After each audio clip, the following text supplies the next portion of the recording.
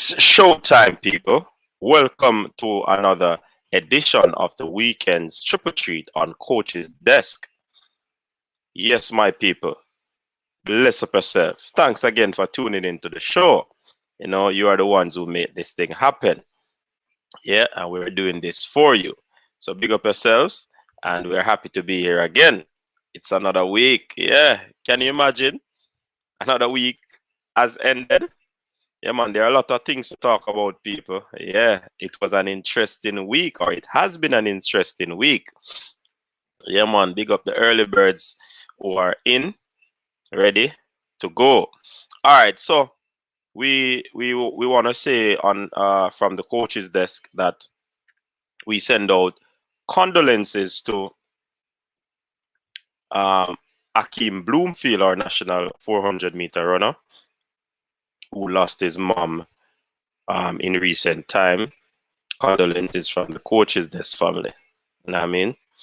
And it's sad to know that the youngster would have lost his mother the way that it happened. Nevertheless, we hope that he will find strength in a time like this. You know what I mean? Yeah, man. So things we want to talk about, as you can see up there in the comment in the title of the video, Reggae Boyz squad for the friendly. Yeah. Right. And interestingly, people, Thursday was a very rough day, you know what I mean? You know the Liverpool man them going in the building, you know. Man them kick with my foot. Yeah? But you don't know, we are always grateful in defeat. Whatever we got at that time, you know. We just have to take it. You know, the team that wanted it more, you know, Liverpool wanted it because they, after winning the title last season, they're now battling for fourth place. Here the Liverpool man, they must say, boy, Liverpool man, they're saying that they basically want to get into Champions League. They don't want to play any Europa League coming up. Yeah, man, and for persons who follow track and field, of course, you know that Champs is on and in earnest. 4 days have gone. Just the final day remain tomorrow. And we have to pick up the youngsters who have been doing extremely well. You know, it has been a good Champs, even though you have athletes who have been hurt. But even without this pandemic, definitely would have had injuries, because it's a thing in sports that you call injury. It's a part of sports, whether we like it or not, whether we believe it or not. You know what I mean? So Kingston College is in a battle royal with Jamaica College. Yeah, man. Big ding dong battle happening there. You know what I mean? And on the girls' side, Edwin Allen seems to be, you know, running away with this one. They seem to have the legs to take this title for a seventh time. You have Heidel and St. Jago. They are breathing down the neck of Edwin Allen team. Final day, finals coming up. So we'll definitely see what these teams are made of. It's going to be very close on the boys' side, I tell you. Yeah, man. And the team that holds out to the end will definitely prevail in that situation. Yeah, man. We're happy for the youngsters. We're happy that they are competing. We wouldn't want to lose another generation in the sporting arena where no champs. You know, it wasn't held last year. And I mean, hear some of the coaches speak that their athletes would have gotten, you know, a little bit on this side. But nevertheless, it is here today, and I like the format. I like the format of champs. I like it. And one noticeable performance would have been from Sachin Dennis from St. Elizabeth Technical. Not only that, but Stets would have clean sweep the 100 meters on the boys section. Good work going on down there by Ronaldo Walcott. Yes, man. Big work going on down there. To have all the 100-meter champions. It was kind of emotional for Sachin Dennis after being hurt for so long. Coming back, you know, he was expected to be pushed by Antonio, but I mean, Buaji and Krumi pushed him even further, and he had to pull out all the stops that he had in order to take that title. So congrats to Sachin Dennis. Yeah. So yeah, man, a very eventful week in sports. Yeah, man, because champs a big thing in Jamaica. The supporters would have wanted to be there, but what is happening right now. So yeah, man, big up the people who are on Reggae Boyz. Yeah, the squad dropped this week, people, and several persons that the squad is a decent enough squad, while other individuals are saying that, I mean, the squad is no good. But we're gonna look into that. Yeah, man, that's what the discussion will be about this evening. See persons rolling in. So I'm just gonna attack the comment section right now to big up some persons who are in. Yeah, man, big up yourselves. And for persons who don't know, if you want, you can support the channel by sending a super chat. Yeah, super chat feature is available. If you notice, you have some persons who have been sending out the super chat. And for persons who are new, just hit the like button. Hit the subscribe button. Subscribe to the channel and follow the movement. Also, share the live, like up the live, so that we get the algorithm going. All right. So let me see who's in the building. We have Tennessee in the building. Welcome to the show, Tennessee. Big up yourself. Fresh God in the building. Big up yourself. Kevin Reed. Big up yourself. Mr. Special Edition. Big up yourself. Michael Gordon in the building. Yeah, man. Bless up yourself, Mr. Special Edition. Yankney. Big up yourself. Yeah, man. It's showtime. Bravo. Yeah, man. Welcome to the show. Them are. Yeah, man. Liverpool took me to school. Yeah. Well, I allowed Liverpool to do that, but I mean, that's just the nature of it. Yeah, man. Leon Bailey is hurt at the moment. Yeah, man. We're gonna talk about that, Mr. Special Edition. Samuel Fletcher, welcome to the show. Alex Reed, big up yourself, man. Welcome. I say I need to do that. Just comment on one of the videos, and that will be easily done. George Stone, big up yourself. Christopher J. Wallace, welcome to the show. John Ardo Patterson, welcome to the show. I'd love to hear about the best starting 11 given the 30-man squad. We can also discuss that. Remember, it's a weekend triple treat. We have Sunday, and we have Saturday. Tonight is just to reflect on the squad, the selection, and all of that. So, John Ardo, yeah, man, we can look into that tomorrow. Ryan LFC, big up yourself, my brother. Yeah, man, we scored 2 out of score 4. Yeah, man, it came out victors. People, jump over to Ryan LFC channel and give some support. Yeah, man. He's a Jamaican, and of course, he has his Ryan LFC channel doing great things over there. So just jump over and support. Worse, if you're a Liverpool fan, that's the place to be. Yeah, man, they sleep, breathe Liverpool. Yeah, man. Yeah, Michael, it's a sad thing his sister and himself they are facing right now, and other family members. We just want to ensure that we shout out the youngster. Big up yourself, Akeem. stay strong in a time like this. Top 10. Yeah, man. You did that say that long time, you know. Yeah, man. I saw the thing set, man. MPEC. Big up yourself. Welcome to the show. JC and Edwin are going. All right, Graham. Crystal, you always say. Hold on. Comment then. Jump a while ago. Man say 6 time all the way. Jamaica LOL. Yeah, man. Big up yourself, man. What is 4-2? Even if you get it, you are 2 goals behind. Can we expect Sachin Dennis to run 10-0 for World Juniors? I'm not sure what the plans. Remember, he's just coming back from injuries.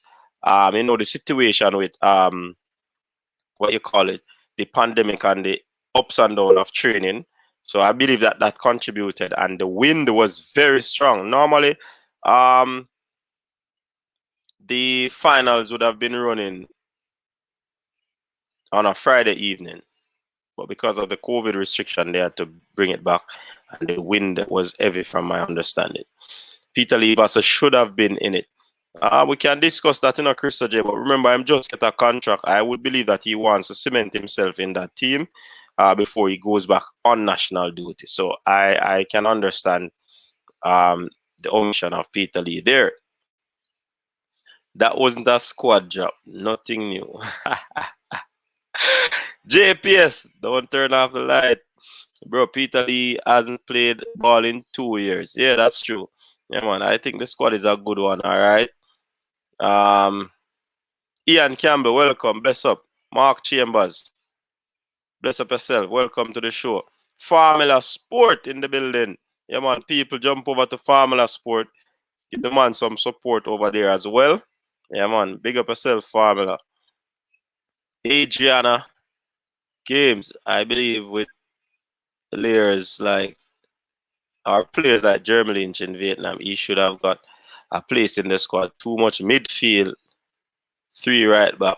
Yeah, a lot of defenders in the team. Let's see what will happen. Profound Ministry, welcome to the show again. Yeah, man. See, my security and I building, you know. Right now, I feel all right. Raymond in the building.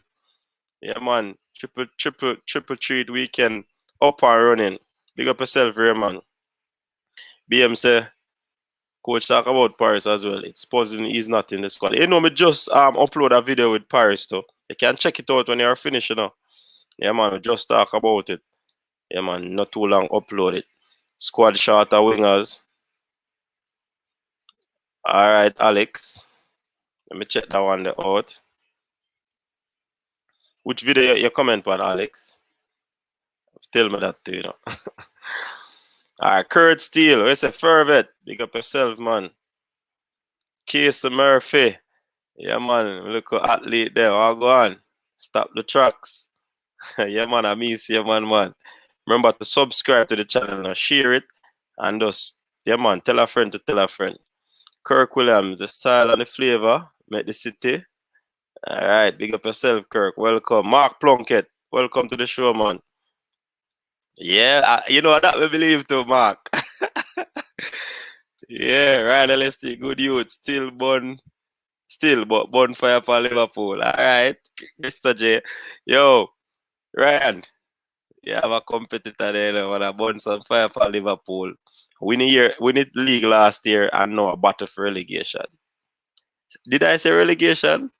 Battle to make top 4 because they want to play Champions League. It's almost like relegation. For Liverpool, the caliber team that they are. Andrew Chambers, welcome. JFF could pick a better team. Is it JFF that picks the team or the coach? Interesting. All right, glad they asked Sachin the question with the switch of allegiance. Glad he chose Jamaica. Yeah, man. But that was settled a long time, as the youth said. I don't know. I don't know why that did come up back. Marlon Nelson, welcome to the show. Yeah, man. The people them are checking, man. 65 people at the building. Remember, those who are moderated have to tell me when we can, you know, drop the link because, you know, as somebody said, tonight I got festive. Yeah, man. Good, Doreen Brown, welcome. Good night. I'm still listening and learning much. Blessings. Stay safe now. Yeah, man. Welcome. Crazy Yardy TV. Me alone can't find no site for watching yourself matches. All right. Um, Chevron Marsh should have got a call to the team. He's in Vietnam League. All right. Formula Sports Squad short of wingers for real. Football has begun for me. Okay. Where you playing football, Kason? Big up yourself, Dre Anyweather. People, you can check out Dre Anyweather channel, you know. Yeah, man. Yeah, man. Go check out the content them over there as well. Yeah, Travis, big up, guys. Big up, big up. West Ham the advantage, so Liverpool won't make it. They said them style out the thing, it twin them thing yesterday. Oh, you mean them style out the thing, top 10? It was unfortunate. The twin, who is that? Tina Fall started. All right, Ian, say I'm angry about the squad. Ian, that mean you can jump in on the panel when the link drop. Yeah, man. All right. Mr. Edison, it's a festive. Mm-hmm. March in El Salvador. That's what I was thinking about. I heard somebody said Vietnam. Hmm. Big up yourself, Brown Man Security, in a building. Yeah, man.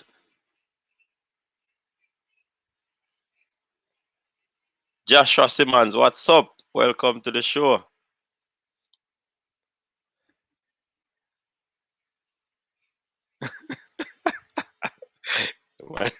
Hey, people, them ready, you know? Yo, um, Fresh God, Ian, bravo. Don't tell me what I go out of the comment section. What me can do? What me can do? Link can drop or too early? It too early? Talk to me, talk to me. As the people are eager, very eager to come on and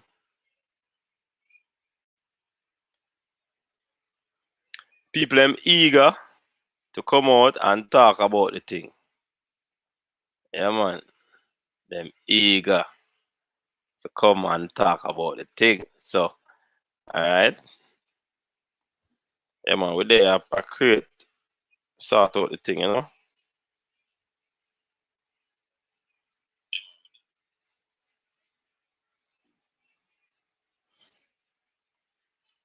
All right. So, talk to me now.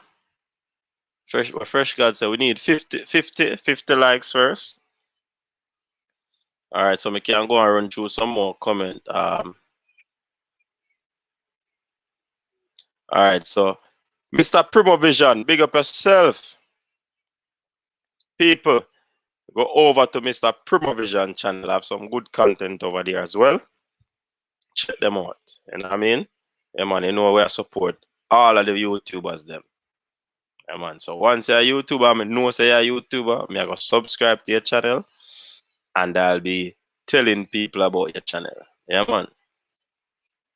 Man's not hot pep. Welcome.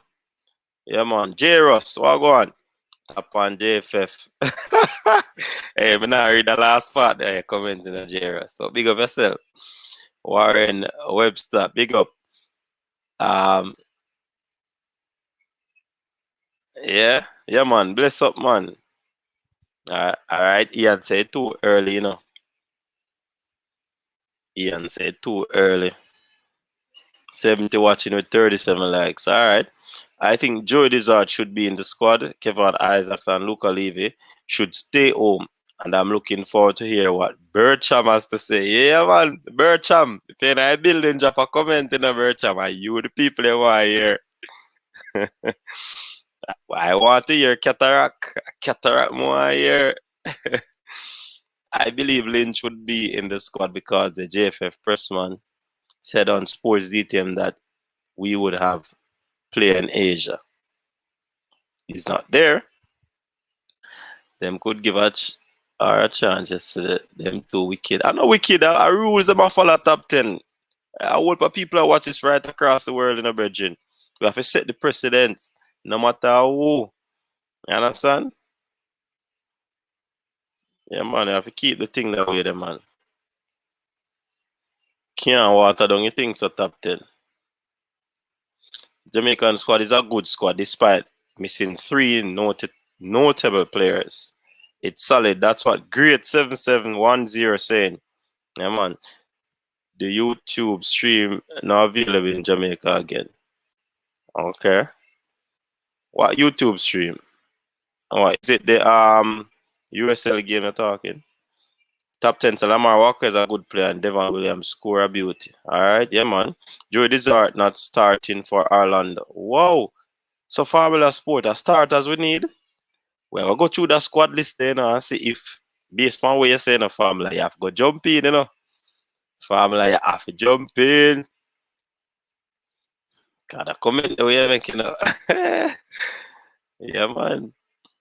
Mr. Special Edition to talk about Shakar Richardson versus Elaine Thompson. What are your thoughts? Hey, the race is going to be hot, you know.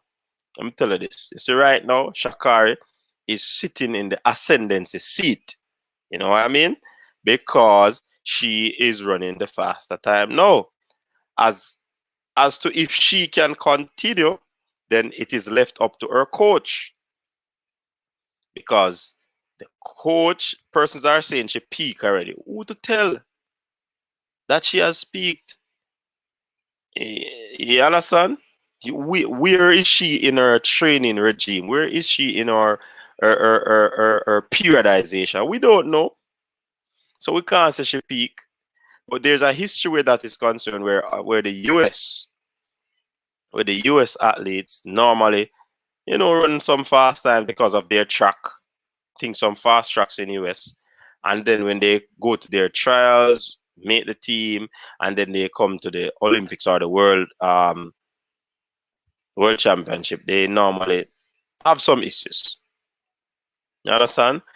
Because of rounds and all of that. But let us see. I think Elaine is getting back to where she wants to be. She ran 10-7 twice 2 weekends ago. So, of course, she would be where she wants to be as well. And the guru know how to get her to run as fast as possible at the games. So, let's see what will happen. And, of course, you have a Shelley Fraser, who is coached by the St. Elizabeth Technical High School head coach right now, Ronaldo Walcott. They're doing some great things as well. So, let's see. Let's see. Them are. We're not ready for your prediction yet, man. Yeah, man. Too much Bush League and average ball in the squad. All right, Ricardo Robinson threw out him talk already early. Joshua, I'm starting YouTube in the future about the US national team. Yeah, man, Joshua. That's your thing, man. I will come support you. What you say, man? Yeah, Jairus. Yeah, so Devon Williams Rocket. Yeah, man.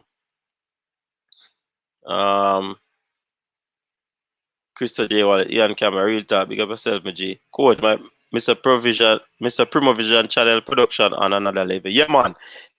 Hey, man, I do some great things over there with him production. Big up yourself, Promovision. Yeah, man. I like when him deal with them thing. Yeah. But we have to highlight him at the same time. Yeah, man. In production. Like him work at TVJ. Our Sports Max. Yeah, man. I them see them production, you know. Michael Hector should stay home. What do you think? Interesting comment. We'll discuss that later on. Travis is saying Joshua started now. Why wait? We go subscribe, bro. Yeah, man. Easy. Hector quality. Him save JA a lot. You hear that? Jerome 876. Big up yourself. The squad is strong, but obviously it will get stronger by the time Gold Cup start. Welcome to Jamal. Them say Jamal out because of personal reasons. I remember Jamal would have make him name already, you know, coach would have seen him already. So I mean him have championship players, so I not think say he need to come on this game. Might sound away, but So the cookie crumble. Just did I go say where is Bertram and Cataract. See? Cataract in the building. Welcome, Cataract. Yeah, man. I have started the channel because I want the right equipment. Okay. Bravo, say Mr. Blake. Where's Anthony Grant? Where is Leon Bailey? Leon Bailey. Yeah, man. Leon Bailey. Leon Bailey hurt, you know. Yeah, man. Leon Bailey hurt. Yeah, Naldo. Entertainment. Leon Bailey hurt, man. Authentic vibes, my friend. Schoolmate. Just stop by to see your laugh. Whoa. Jeez, you hear them things, the people? Looking at the comment section.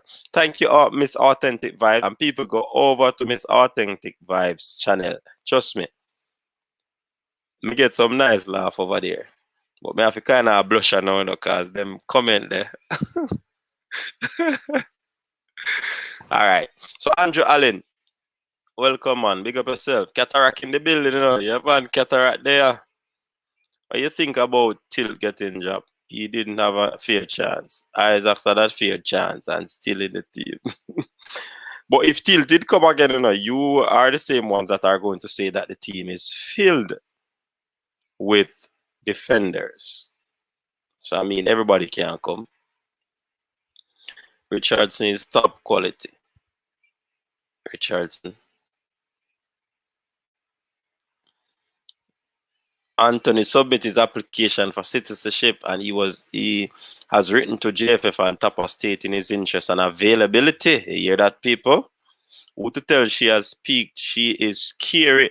Yeah, man, Mr. Edition, man. She seemed to be a strength runner to me, but even though she's a strength runner, when I look at her body, she doesn't have a lot of muscle. She's not defined, or the definition is not there, yet she seems so strong. And a lot of persons are, theorizing that. But I am not going to get there, because when American runners do well, we tend to, get a little bit suspicious. All right. Imagine Shelly and laughing and planning for them. Of course, Shelly is my girl. I say it already. Last week, Sunday, on Mother's Day, I said Shelly is my girl. Yeah. If anyone follows track, are Americans good in track? I literally don't know. Joshua, you're the American in the building. You tell we.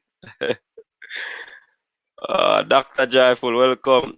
Only Ravel Morris is going to hold his Jamaican team together. All right. Diamond League. Yeah, man. That Diamond League in on May 23 will determine that. Mm-hmm. Yes, sir. Kind of too early still. All right, coach, you will get double for your trouble, so brace for it. What that mean, perform? That one, me last for that one there.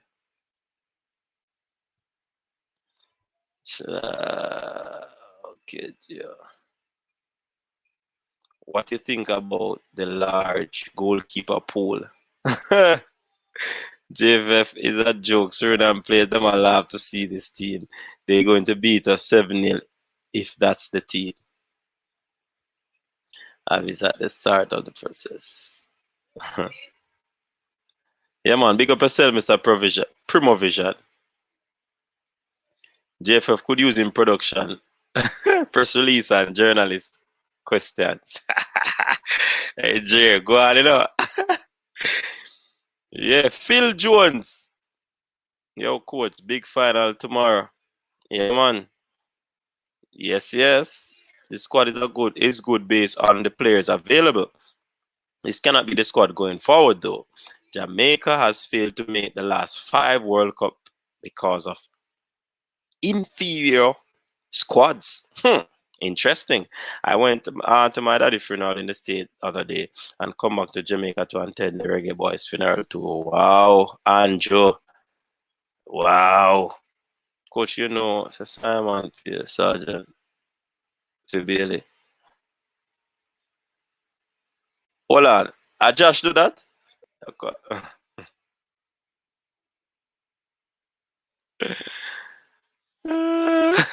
Coach, man, now come ball on them for. What you say? Josh, me yes, you make Leon Bailey get hurt, you know. Champs are going good, man. I mean, I thicker things, you know. Champs nice, but you know, her hand moving kinda weird though. Who's hand movement, formula? Oh, you mean Shakari? She have a little swag too, you know. She have a little swag too, man. She remind me of Sean Crawford, them and what him name again? Them US sprinter, they were full of flair, you know. Mm-hmm. But all right, me can't read so much comments, you know. You say Pulisic a goat. Hey Joshua, behave yourself. Pu- Pulisic is a very good baller, but to say that he's a goat, mm-mm, don't go there. Don't go there. We not follow you, go there, Joshua. Not at all. Not at all. We not go down the line there. Let me see what going on now. Yeah, man. So read him up.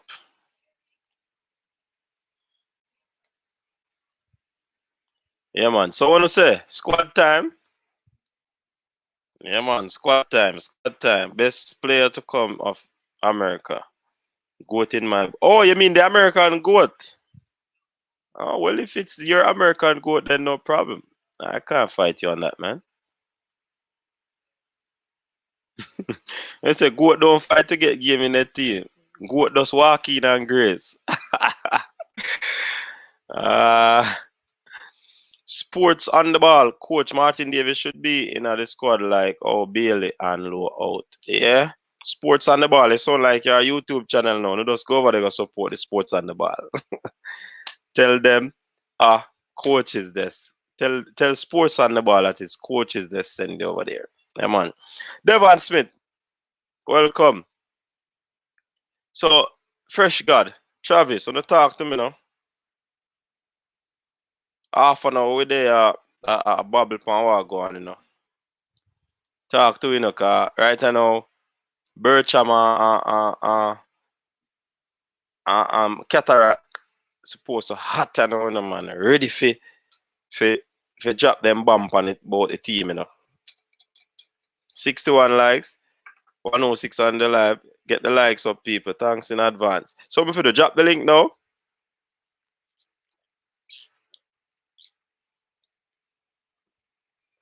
Talk to me now, man. Oh, you say long time? Remember say comment them I run fast, you know. Comment them I run fast. A whole lot of people down in 109. Alright, so yeah man, we ready for the thing now, man. People them ready? Football discussion, squad discussion. Yeah?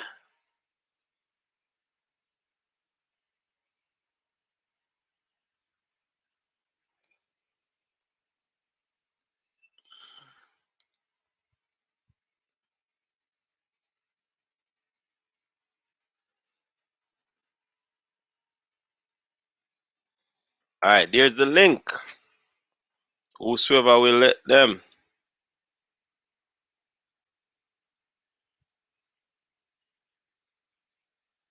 Yeah, Mr. Special Edition. Yeah, man. Me did a pre and me a look and me not see she tone them type of way there. But if you get so much power out of that shell that seemingly look frail, it is interesting. But me a follow her, man, and so I go on. I remember the Mexican press said you are Antuna and Rodolfo Pizarro is better than Pulisic. We want to see Redmond, Johnson Clark, Ars, and Kiddo Art in the eventual team. All right, make us see if that will go on now. Get on the panel, people. Ivan Tony, not on JFF radar. One of the things that Ivan Tony ever come. No, sir. Ivan Tony no look like him a come, you know. All right, so we are welcome some people to the show. See, we have MPET jumping. We have the Cataract sound in the building. Dre, any weather. Remember, if you're coming on the panel, people, you have to turn on your camera so we can see you in the waiting room, because we don't want anything unscrupulous on the stream. You see me, I say, people, it's not a disrespect. It's just one of the rules that we set. You know what I mean? You know, some people, sometimes at the time when you're trying to log on, you're not at a place where you want to show. You see me, I say? So you basically, we just want to set a little order. You see me, I say, people? Yeah, man. It's yeah, as Cataract says, a professional thing we try.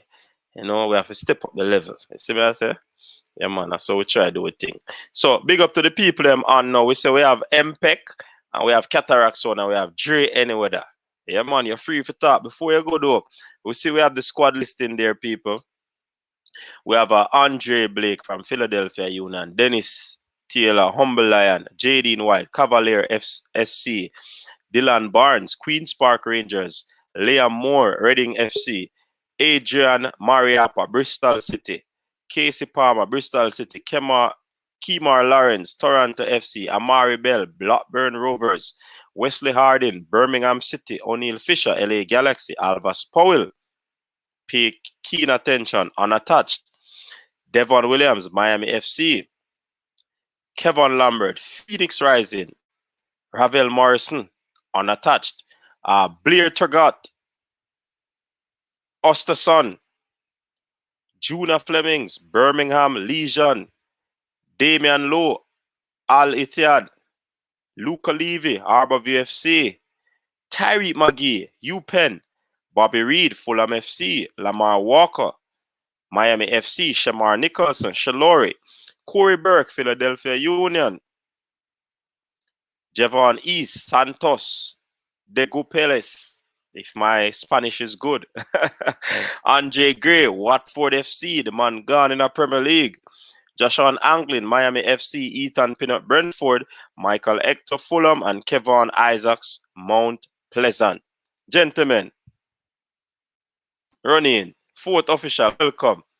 Manners, I respect, gentlemen. So who want to talk about the squad first? Manners, everybody. Blessed. Coach, you already know which direction we are going, so you know when to call for me now. All right, like when you start, go on now. And the track and field we are going, Minty. You understand what I say? And the track and field we are going. Why so much man on the team are registered unattached? A track and field alone, them think they go on in the Minty. When man train by themselves and don't have a team and don't have a club for run for, so them got the track meet, and when you look for them name on the list, it's a unattached. Hey. Why? I would track meet we are going, Minty. Hey, yo, you see you? Right now, if me did have a CD like with Cataract of them special my God, we can pull up. My God, hey, mama drop. Way too much unattached man I got. Right now, would pull up that statement, the bridging. Cause right now, it's bad.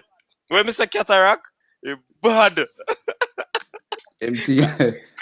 Continue room. Bridging. You already know from January, me I scream say certain man shouldn't day in our team if they not play football now. We talked about the last time we come on, and I don't see why, with the abundance of talent with Jamaica have out there, Zine, with all of the scouting that these men do, and all of the talking to, why so much man depend this thing with unattached party? Unattached meaning you have a team you play for. Right? I only seen two though, so I'm not sure in a row. Yeah, that's too much. Too many. Why two? You understand what I say? That's way too much. You understand? Me don't even know the brother named Alvas Polo. No might know him better than me. Yeah, big man thing. But the point that I'm trying to make is that while we understand the squad is for a couple of friendlies and there will be more man to come in, right? And other people might be deep just coming out of the league, like Leon Bailey League almost done. So imagine I peak of him thing. I don't know why I'm in that team yet. I still don't know why yet. Oh, Leon Bailey? Yeah. Leon Bailey, from our understanding, as was stated by Coach Tapper, that he never signed the contract. And don't get it twisted, people. It's not because he is not in agreement is because he never get the chance to sign it. And right now we understand that he's hurt. Okay. So yeah, man, that's the Now, reason. if you see Bobby Reed in the team, excited to see where the biggest thing is where how Whitmore will set up these players that him have, especially with Bobby Reed. You know, Bobby Reed play a different type of role with Fulham, kind of like a free role. Sometimes he play wing back, sometimes he play on the wing, further up front. It's going to be exciting to see where Whitmore setting up Bobby Reed when the team starts, especially with Andre Gray playing extreme. But honestly, me still can't get over this unattached thing. Parry. The man with the Salvation Army, as me said the last time. Some man now play football. So hey, Jamaica available, come play football. We're sorry for you. You understand? And you know, depend that, honestly. Jay, what you say? So with the unattached what him says still. So the Alpha Powell thing, I understand that, but Rafael Morrison, kind of likes him in the squad, in and around the squad, because him should be a part of our present and future going towards the World Cup still. But Alvis Powell, we would have him in the squad. We already have Harding and Mariappa who can play right back. And plus, Bobby Reed can also play right back too. All right, so that's what you want to talk about on the squad. You have to take a chance on the car when the man them start hitting up. Anybody else want to chime in? All right, there are a Coach, few coach, things. yeah, Keep it. I mean, further Hold on. coach Alex. I mean you want to chime in a little bit. The reason why Whitmore pick Alvas play, I think at one World Cup qualifier for him already, so you have experience. And I think Whitmore now gonna just drop a man where play a World Cup qualifier just him already because he's out of the team. I think he's gonna work with him. You know what he brings to the team, and that's why I feel like he picked Alvas. West Harden coming in the team, I think West Harden have to prove himself and better than Alvas to get another head. That's how I feel still. All right, nothing wrong with that. Coach, on the topic of unattached, Yeah. big up the man them on the panel. But what on the cataract? Man, they want to know how you clash. Man, they want to know if you're dead, sir, or you're alive. I'm dead.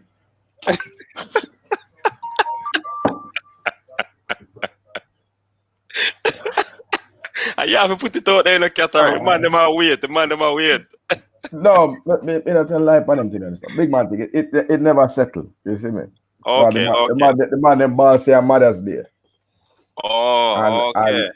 And the cat got too hard. Oh. You know, so it turned into a little Mother's Day thing. So you dey catch early peace side, you know. Remember, so you catch early peace side, come and see you on my live. Yeah, and yeah. The little souls me a drop still there. At that part, they say the man a ball say, boy, me can't just run in and yo, get out. So it'll be back June 26. Yeah, man, Cataract, Tech 9, Justice Sound, said place. All right. That date they know on the Mother's Day thing. But serious thing now. On the unattached business, right?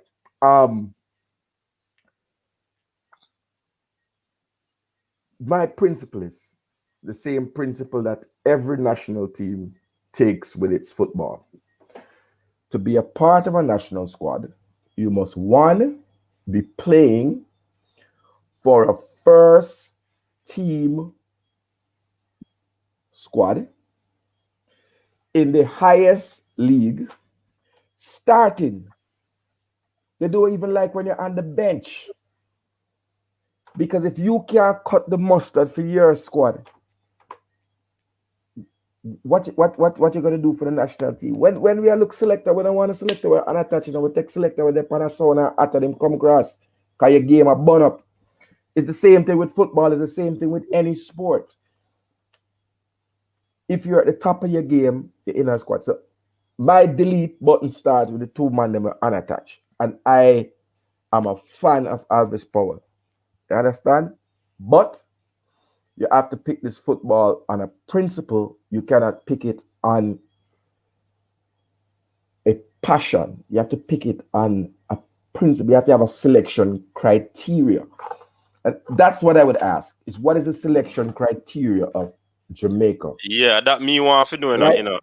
Because, Is it that I have to grab my passport and put up my man put up one passport picture up on Instagram? I call him. To me, that can't work. And maybe we can find a decent way to go through the topic. Maybe we might start from position by position, right? And then player by player and just assess quickly and see what is up. But we have to have a way to carry this discussion. But the discussion start with the unattached. Unattached, delete. You know what I think, Player, Cataract? You know what I attach, think? attach yourself to a club. Prove to a club that you are fit, ready, and technically able to play club football before you can step into my national team. That's my principle. And some man, last and not least, because Albus, me like Albus Powell from my youth. But brother, if you're there Sudan and can't hold a game in Sudan, trouble there. Trouble there. And I like say there one Premier League club or one French league or one Belgian league and yeah, rub like a pint, the bench, like a mahogany. You can't then in a nondescript league and you can't dominate as a starter and then find yourself in a national team. That maths don't compute for me. You know what I think, Cataract? I think it's a case where, when a man get a girl where he never expect to get in him life, and no matter how bad the girl treat him just nah left because he must say, yo, me not really deserve that girl, yeah. But certain man think so. I saw the Jamaica national team at the year Ravel Morrison. Meaning if you man sit back and think about it logically, if Ravel Morrison was playing for, I don't know, West Ham, Leicester, or one of them club there, Ravel Morrison would not even think twice about trying to go for England and not play for Jamaica. The reason why Ravel Morrison want to play for Jamaica is because Ravel Morrison have no other option but to play for Jamaica. See, and we do over here to sit down and say Ravel Morrison are the best thing since sliced bread where he put on a Jamaica shirt. So regardless of his situation, no matter what him go through, when they play football and that, him half a day in the team. So it's a lower our standard, our expectation of what we want Jamaica football to be so that we can fit a Ravel Morrison at the team. And that's not the way I want to win, but I win so big, man. You understand? And me not necessarily say you have to be in the where I disagree with Cataract is that I don't think you have to be in the pinnacle of football, right? Because we don't have that quality players, we don't produce those quality players for a while. You know, if you play in the Premier League or play for the top 6 clubs, what you have to be doing though is playing football.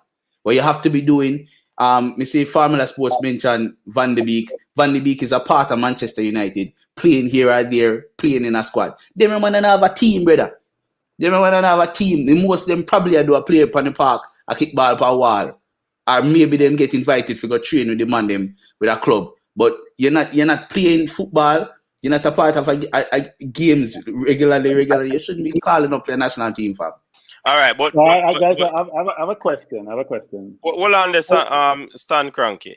I want to follow up on a point where I think Formula Sports was making reference to what Cataract said about his stance is that he wants players that are playing in the highest league and starting. And he placed Van der Beek's name in the chat because I'm just trying to interpret it. If to say that Van der Beek isn't starting, but he's been picked for Holland. So basically, let me just want to touch that. Let me just respond with that. If you are part of a squad, right, that is a first cut. If you are in the starting 11 of your team, starting week in, week out, that's a first cut. A team might choose to go a little left and say, okay, I'm going to take a player who is in the first squad, the first team, even though he's not a regular starter, for whatever reason. But the first criteria for a team, a national team, is that you're playing football in a starting 11, because there is no substitute for playing week out, week in a competitive environment. And everybody on this panel are sportsmen, and they know it. In whatever sport you are, you have a better edge a better winning mentality, mentally, physically, your sharpness, your fitness, if you are playing 90 minutes for your team, every week. I mean, you have some man have to get rested because of squad rotation, understand that. But the truth is, you might have a one special player, but if he's that special, he's going to be starting. And you're not talking about, you're talking about no, if a man not starting for Liverpool, fine. Man not starting for Man City because you're talking about 23 top elite players. But after you go past maybe Chelsea, Man U, Liverpool, all the sides in the Premier League don't have 23 elite players. Even Liverpool, not Phillips is an international elite centre back. All sides have some man where they just have to tuck in because of budget. So we can't take the tuck in player. And my last point, other man have to jump in. There are players available, right? No, and what I think is criminal, I call it criminal. How can you not know as a federation that Nathan Ferguson, a starting right back, has a Jamaican passport, born a Jamaica, don't need no citizenship, and you cannot call him, and you go one league down, past all manner of other right backs in that league to take up Wes Harding, who Birmingham man, so I'm not this in my place, but Birmingham, he's not in the top 3 right back in the league.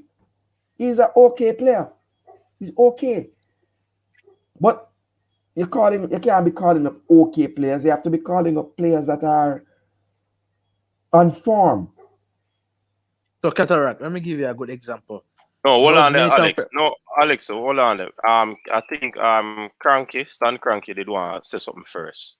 All right.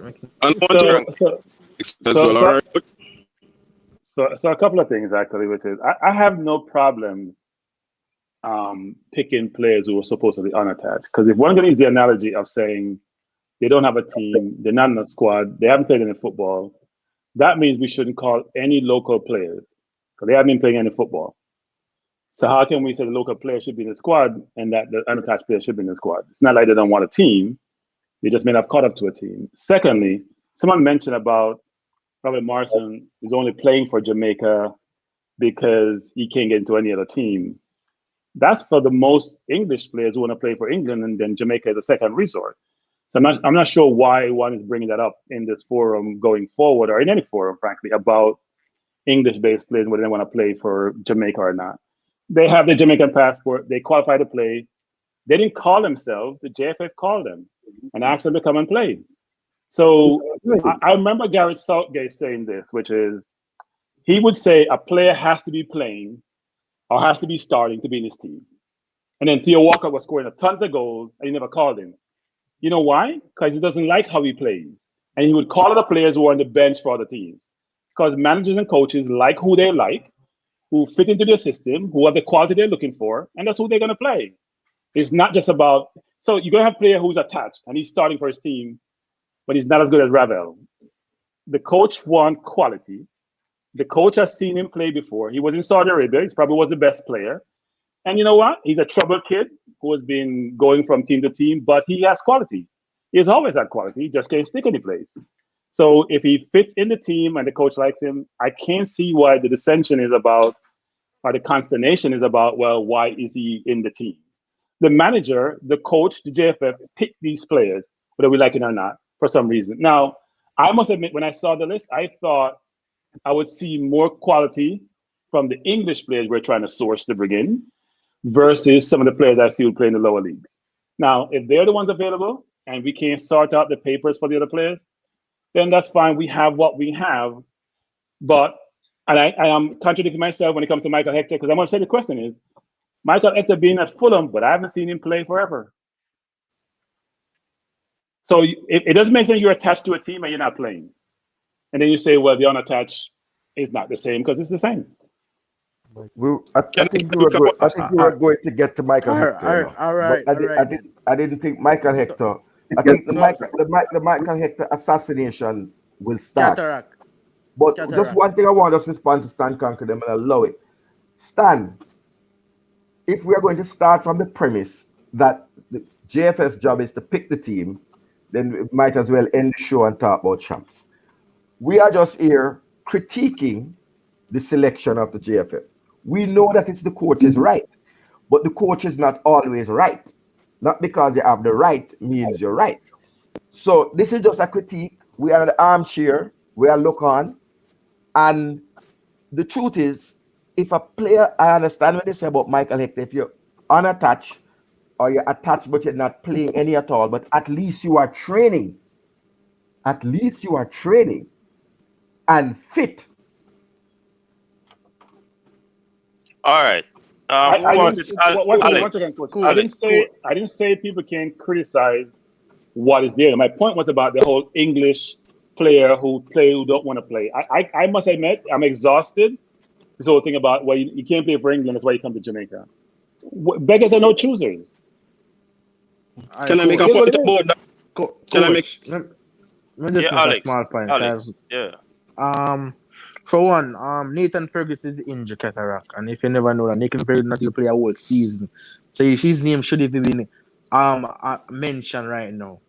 West Harden, no, he's injured. He just come back from injury, right? He is back from injury. Yeah, he just come back. He's in rehab right now. We're gonna call a player that's in rehab that's just come off an injury and play a whole year. West Harden is playing in champ, even though his team dropped down to League 2. It doesn't matter. He playing week in and week out. His team is trash, and I see this player. He play very good. Why are you gonna say, yo, he should not get called because he's not playing in Premier League? I don't think we should be making arguments about that man not playing because he's injured for a year, but West Harden has been playing. But yes, still on the other hand, you're defending Ravel Morrison for having playing for almost 7 months. Yeah, but Ravel hasn't even played in a team. But Ravel Morrison, listen. So the fact that they're both not playing, you can't make an excuse for either one of them. Rome, a man can play now. A man can play in our team, right? So for instance, Aguero, in a play a Premier League, right? And when he go Argentina, him still not show the quality I him for sure. But when Ravel come to play for Jamaica, he did show the quality. Ravel fits into the type of system. Every coach fits in their system. You get where I come from? Yeah, Ravel played quality football. Ravel played quality football that time because at that time Ravel was still playing football. You man watch the game and I know pretty all of you are sportsman, but how many of you guys actually been playing the game and actually been playing for a period of time? You must know. Coach Minzy, you will know as well that if you're out of the game for a period of time, it got. And we keep saying this every time we come on. Farm temporary and class permanent, yes? So Ravel Morrison has not been playing. Even if you're man like Hector, who has been training with his team at Fulham, they're playing games and when they're in training, right? He's out there every day playing football, getting his stride, getting football on the ball 100%, 100% of the time. The fact that this man has not been with a team for more than 6 months, and you talk about beggars cannot be choosers. We've been since we qualified for the World Cup the first time. We're bringing ballers from England, Jamaica. That's our thing. That's the Jamaican mantra. That doesn't mean we should be accept anything. Let me ask you a question, Room. Let me ask you a question, Room.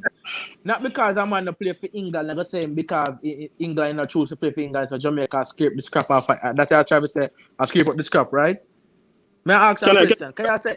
Can you say if man choose England, should not choose England if I play for Leicester City? No, England. That's not.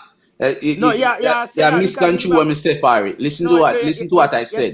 You said that if he not play for Leicester or one of the big top 6 team, that he would look on Jamaica, right? That's what you said, right? Yeah. But what if he play for the top 16 and Gareth Southgate don't want him? Don't fit in the Gareth Southgate system. You think about them things there? I play for fit in a coach system, you know.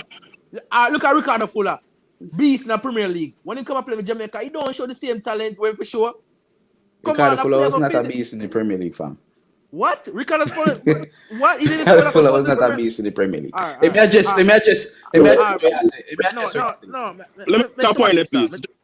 Alex, hold on there. Let me make a point.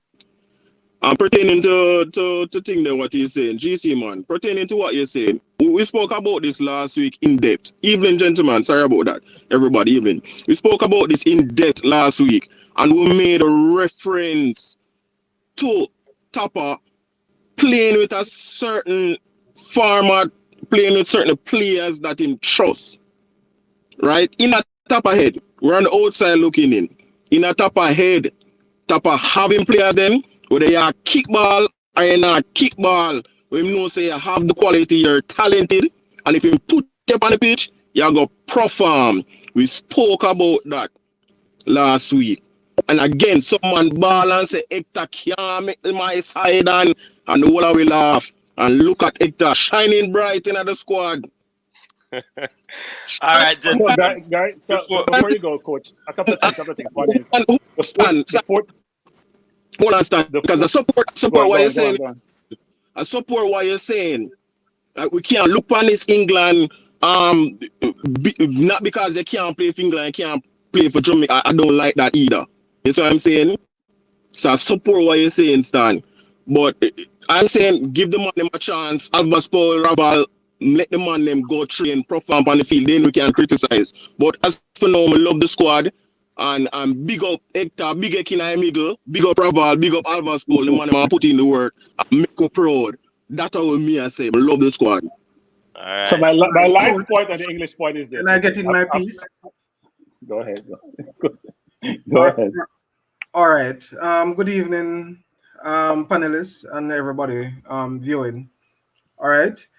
Now, I am not sure why persons are making a big deal because it is specified that the players who are available were selected.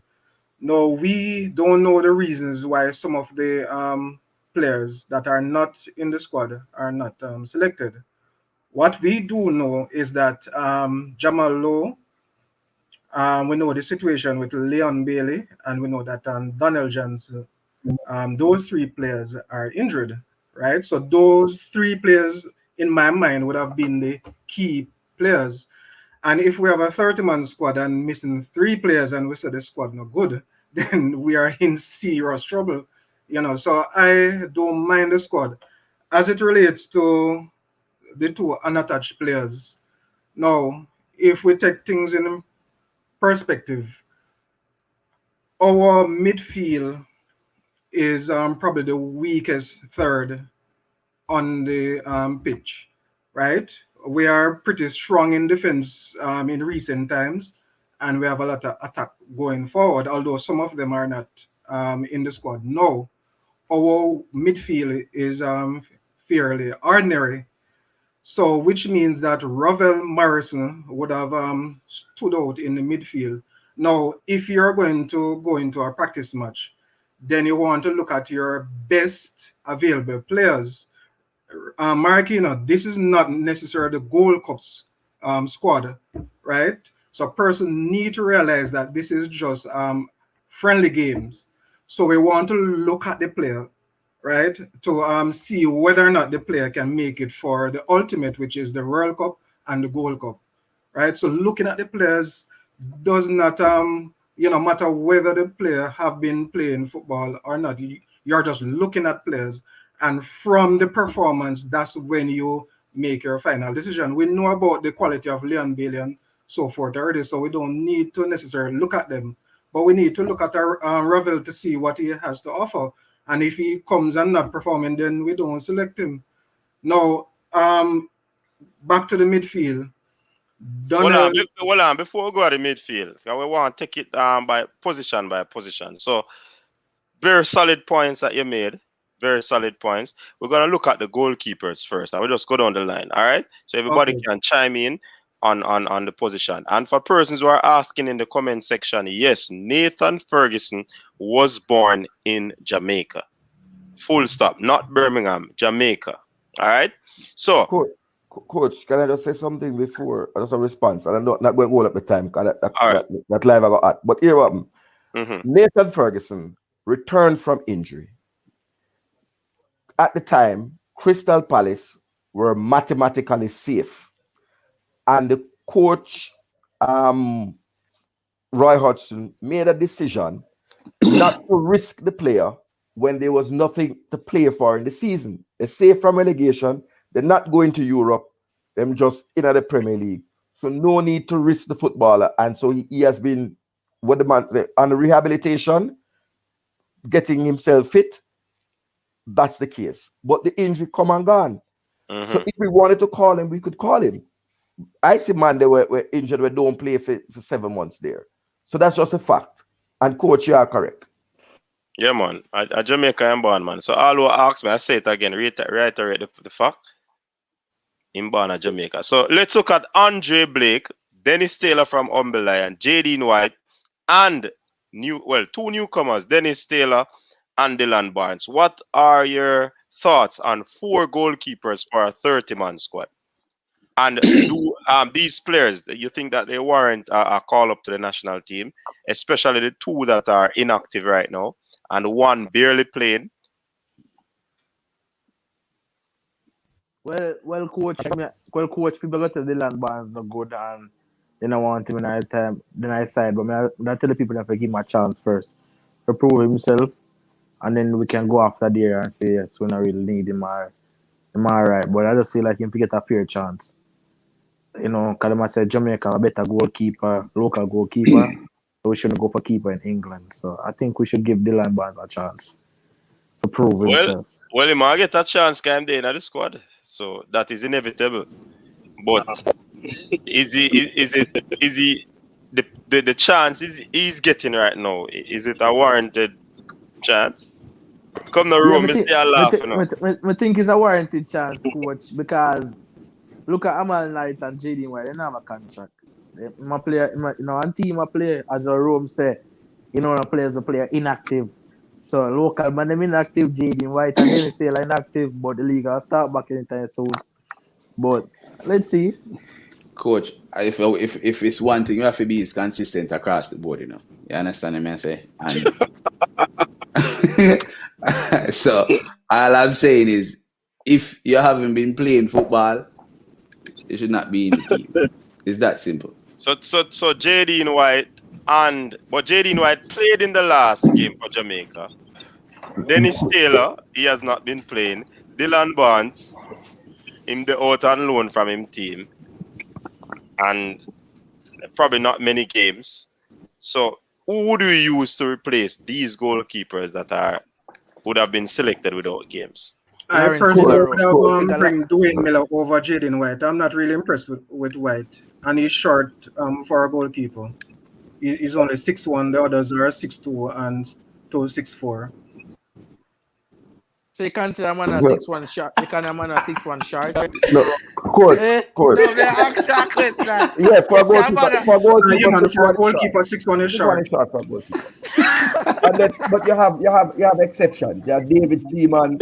You have Hugo Lloris. But their quality. Don't be offended if you're under 6'1". Don't be offended. Taylor Nevers are probably 5'9" in a party. But if you're short, you have to be exceptional. I'm not upset, but I said, Taylor Nevers are probably 5'9" party. Yeah, a lot of short good man, good party. If not about short goalkeeper out there we can keep. So I agree with you, but if you're short, you have to be exceptional, and he's not. Yeah, right. You have to be out of class. Seaman and so they were exceptional goalkeepers. Mm-hmm. Yeah, Navas is exceptional. So Jaden cannot be exceptional. Hold on, no man. First of all, coach, I think you need to apologize to people who play. Was Jaden White playing in the last friendly? Yeah, man. That's what you call play. Other man out there a play. Jaden White, I don't know. Sorry, you don't really this man and this ball and whatever. But you're the easy, you look at that. Coach, let me jump in there. Plunky, let me jump in there. You can't. Let me finish. You can't have a keeper that is at fault for all 4 goals. Fail to be able to communicate and command his area. That one they lick me cataract. Me never I think you're I gonna rule. I think it's hard. Shopkeeper. No, Shopkeeper. hold on. Notice I mean, Shopkeeper. notice I mean, up, me no cut man. Note my mic. I make my point. I'm gonna go back in my corner. Cause a whole heap of people have to talk. A whole heap of different opinion. Jaden White could only be described as being asked by when the match play to come and measure the goalposts and these things. It was some other job he did that up on the field, but it could not be keeping up goal. The man was not communicating with the centre backs. His distribution of the ball when the ball would have gone outside was terrible. He failed to stop any shot, not one, and was at fault for all 4 goals. So how does that qualify you to be called back to the squad? The only thing I would say is I never called himself. And I don't know why the coach wouldn't make a change at halftime and see what the other keeper had to offer. But on the keeper business, I'm going to say this is the position in which we're weak. So you just have to take what you get. And I would suggest to the GFF that they go into the Premier League and find 3 keepers with Jamaican heritage and make arrangements with them. Cataract, me and Jaden attack on military guna life. He come on military guna life. And Yeah, man, he can do them things, man. The team for the life. Big up himself, man. Promote the team. Social media ambassador. The man tell me, Cataract, the man tell me, Cataract. The man tell me, say, he kind of look a bit nervous because a long time I play ball. He said, on a good day, that shot out this kick could have scored upon him. Just he kind of look a bit nervous and tremble because a long time I come off a ball, in a play ball in a long time. Kind of look rusty, isn't it? So guys, the fourth official, like an old man. The general coming like an old man, find a young girl, and the blue pill, him lost it. So a problem for the night. It can't. Boy, So Cataract, the fourth official said earlier. The fourth official said earlier. I just want to answer, Stan, just let me answer the question. Because some of them think me just boss. Because Dre Anyweather, tonight I lick it the first time. So let me give you 3 names. I have to figure out which one born at Jamaica. Owen Goodman at Crystal Palace. Wesley Fodringham at Sheffield United. And Lee Grant at Manchester United. Okay. But Lee Grant at 30 yet, 35. Oh, my 38. Alex, age no work with goalkeeper. No, but you just why not call Lawrence Figaro then? Lawrence Figaro will play Lloyd oriented. No, I said it. I said it. Players to play for Jamaica. Me know you got Figaro and Black. No, okay, me answer a question. Those 3 names that you mentioned, do they make any attempt or suggest or anything that they are willing to play for Jamaica and them no sideline with the Jamaican passport, being that they're eligible to play for Jamaica? Lee Grant, Simon had interviewed the man reported, said he's ready to play for Jamaica, but he would not be available to play for the Gold Cup because he had made other arrangements with his family for the summer. But in September, should he decide, well, he has been offered a new contract at Man U, he would be ready to step in. Right? I can't speak for the other 2 because tonight, the first time I bust again, one man name me did a hold back, right? Yeah. But go check them. The other thing I would say about Dylan Barnes, right, is Queen's Park Rangers is using a 17-year-old who is of Jamaican heritage to fill the 3rd keeper gap that Dylan Barnes should be holding. Right? So I don't know how this thing would have gone. Right, but I am saying you have 3 keepers who, well, one I got dropped down now because Sheffield United relegated, right? But he was still in the Premier League. Talk to him and them. But Cataract, there is this name that has always been coming up, you know. What? Jamal Blackman. I don't know, Rasta, because I have heard Yeah. conflicting things, and I have to just relax. I've heard that it is great grandparents that are Jamaican and Yeah. a Barbados, but I don't understand that because I don't understand our grandpa our reach, but I don't understand the DNA. Yeah, So it I leave kinda it right. but once it reached a great grand, it kinda out of the picture No, still. but I don't understand how your great grandfather Jamaican and then all of a sudden everything turned Bayesian. Yeah, it kinda strange for me. Maybe did not hear that So if before. your great grandfather Jamaican, that means that your grandfather have some lineage, Mm-hmm. or your grandmother, Yeah. right? All right. So I don't know, so I leave out. Yeah, man. Anybody else want to chime in on a goalkeeper them Them have before a we move one, into the them have defense? a one, them have a one bad youth. Them have a one bad youth. They are ready. Check. And I would hope that Leon Moore reach out to Boyce Clark as a elder. I'm 18 years old, 6'3" tall. Reach out to him because I think he'll be the future of Jamaica. He's in the England under 20 squad already. He might play for Reading. So, you know, there are options around. There's no excuse. But Qatar, sorry to cut you, Qatar. But what we have to figure out, you know, because we talked about this last week with coach, and the coach I know you remember, because it was at the end of the show, and Stan was on the show as well. And we mentioned the three. We think we mentioned about three keeper, right? And we're looking at Aman Knight. Aman Knight is unattached right now, and we were trying to scratch our head and looking at goalkeepers like, where are they that's available right now for gel with the team to communicate with the backline? Apart from our top keeper, you see what I'm saying? That is playing right now, and it's hard. It's really hard right now for pinpoint 5 keepers that have them passport and ready to play and willing to play without any exception. So the goalkeeper issue with everything at hand, I don't know if I said them I do them best, honestly, with the call up with the 4 keepers. So we just have to see about the goalkeeper them. And we can't bash them and bash the JFF and say them now try. As we see them pull one from England and the 2 Jamaican and Blake. So we have to see how goalkeeper business, honestly. So me not bash nobody, honestly. All right, Dre. It was a poor conference by the journalist. Questions weren't asked by the journalist. And the conference, Mr. Rickett. Yo, you have to call Lime, brother. You have to call Lime or something, Parry. You're lying bad, Dre. We not hear you.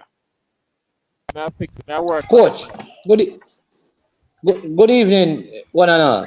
Yeah, man. I am sure Yeah, sports man. man in one. Welcome to the show. Yeah, man. What are your Panelists thoughts and on the all the goalkeeper? persons in the comment section. I mean, I know Dewey and Taylor has always been a part of the national setup. I mean, he was supposed to go on the last trip as well. Dwayne Miller. No, man, Dewey and Taylor. And he was the one who had the passport issue. He got tested for COVID for one trip, and then the other trip, You mean Dennis he had Taylor? some COVID issue. Dennis Taylor, yeah. So he has always been a part of the national setup. Always been. Dwayne Miller has a knee injury that has affected him throughout his career. Okay, some Right, internet, so that's one issue. I could have some internet issues, man. Nick. The line them kind of so now way. No, my line as well. No, we are here clearly. Okay, right. So I'm saying Dwayne Miller has an ongoing knee injury. All right. Big up Amal yourself, Knight- Mannings, man. Big up yourself, Mannings, man. Yeah, but listen, right. So my point is, other players I think other players are going to be available. I think at this point the JFF probably looked at who can we get. All right, are you available? Are you available? And based on who is available, they made those selections. It doesn't mean that these will be the same 30 players who will be a part of the World Cup squad. You could have addition like Kemaru, for example. Kemaru should have been a part of this, but there are certain paperwork I understand that weren't dealt with, so that is why. But he's a part of the plan going forward. and there are other players. So we'll just have to watch this because I think it is based primarily on availability. Who is available to do this? More than, so it should not be seen as, boy, the GFF didn't call this person, and you see, if I know a player that can add value to the team, and I know that the GFF did not call them, and they wanted to be called, me will get in touch with the GFF. That's me personally. So I would say to Cataract, if you know a player who wanted to be on this trip, and the reason why they're not on it is because the GFF did not contact them, then make reach out and say, listen, we know this player, don't know what happened, but he wanted to be a part of this squad. Why wasn't, we can ask those questions, because one thing with this GFF I find is that they're pretty open to being asked questions in any format still. So that is my suggestion. But I think the goalkeeper thing, Blake is going to be the number one. Yeah, we just have to go and box around with the number two. But I agree with Jaden White. Jaden White should have been suspended. Like, he should get an international suspension for every goal we score on him in the America game. Honestly, coach, means you made me say me I gotta apologize. I may apologize to the panel because just listening to that gentleman just now made me realize if this team was picked because of availability, then if it's one thing we know about Manuel and Atash, them definitely available. So we don't apologize and say we agree with that one day.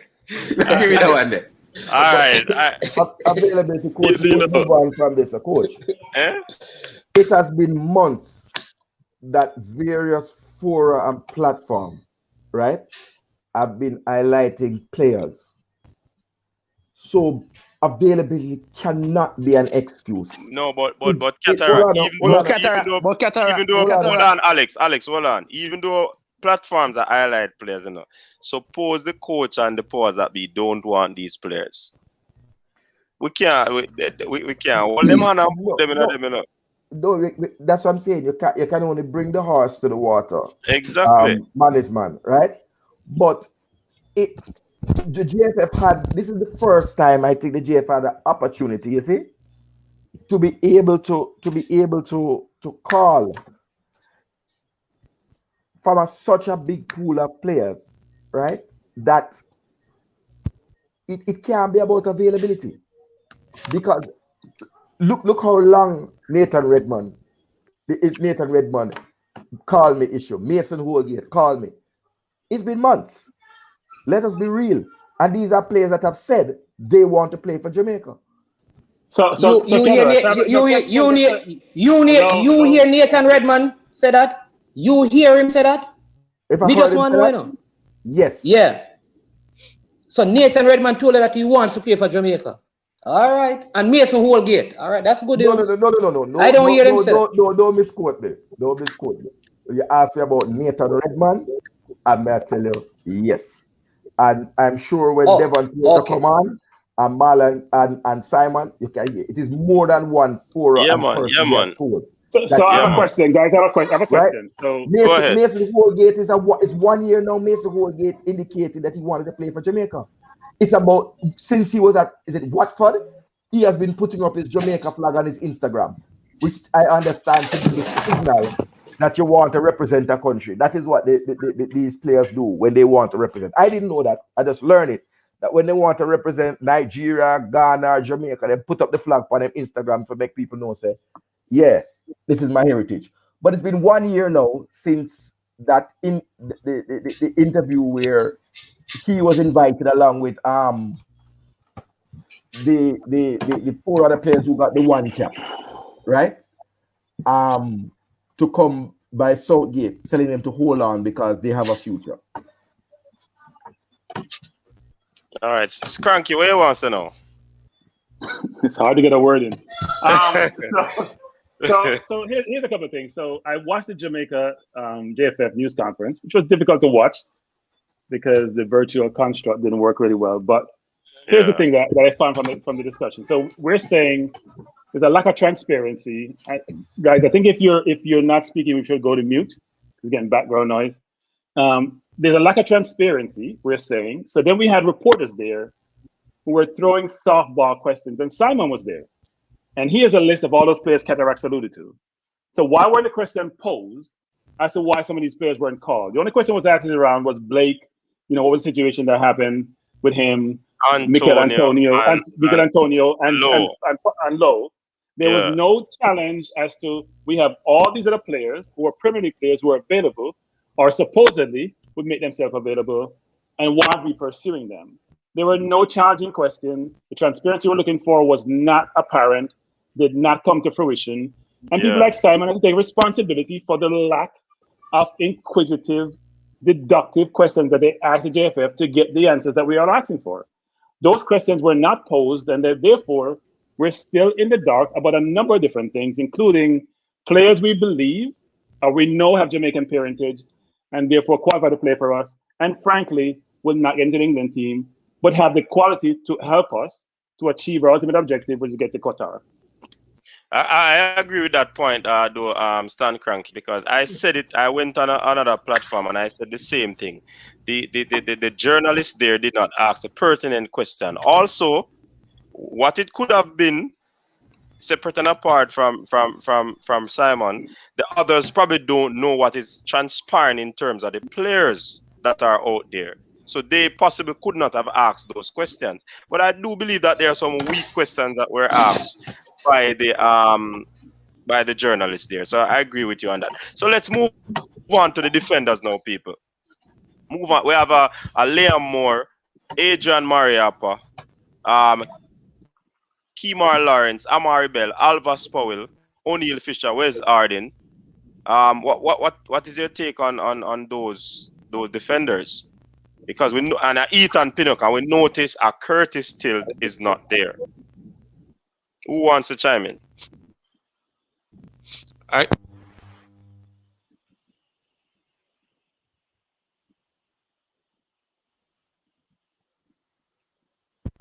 Can you hear my mic better now?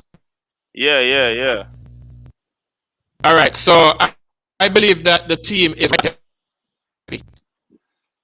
I count for in team. And another thing, I'm interested. No, Jay. Jay, pay a bill, Jay. Pay a bill. But Jay, you can't call JD White to fix the internet, brother. Please.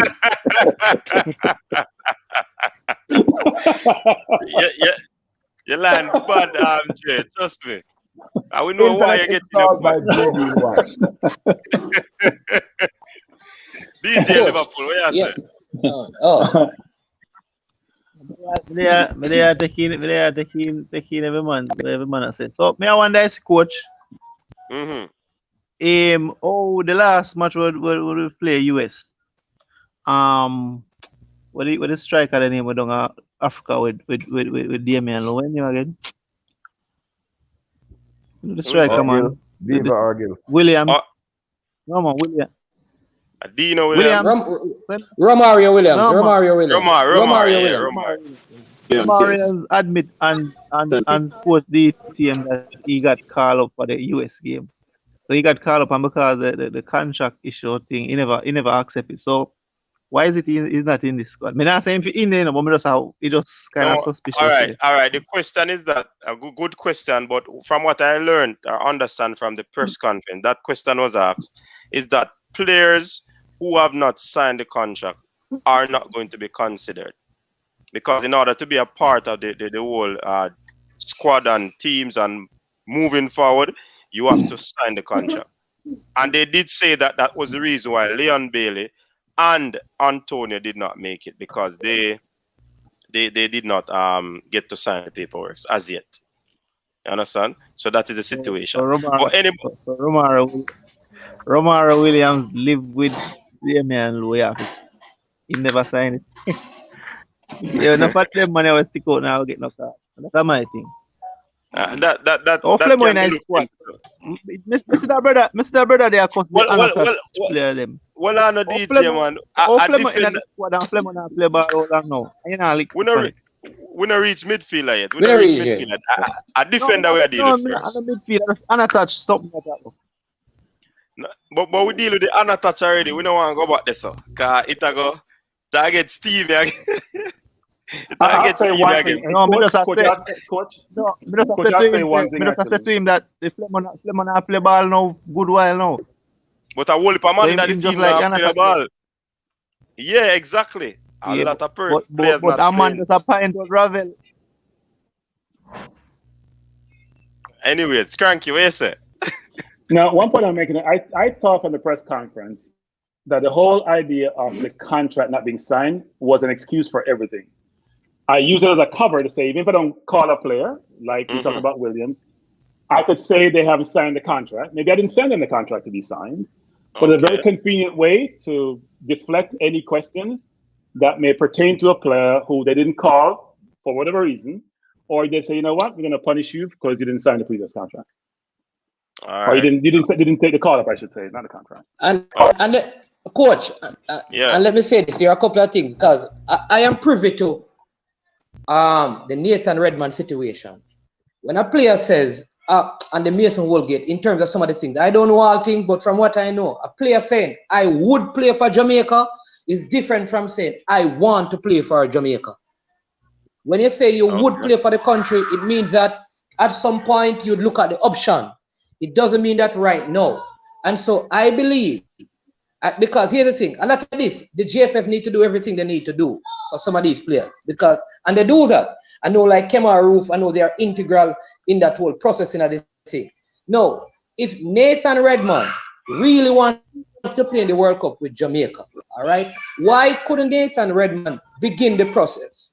Why did GFF have to talk to him when a Mikel Antonio was the person who really kind of reached out to the GFF and did what? Why Nathan Redmond can't take that route? So it makes me wonder personally if he want to play or is it a case where he would play?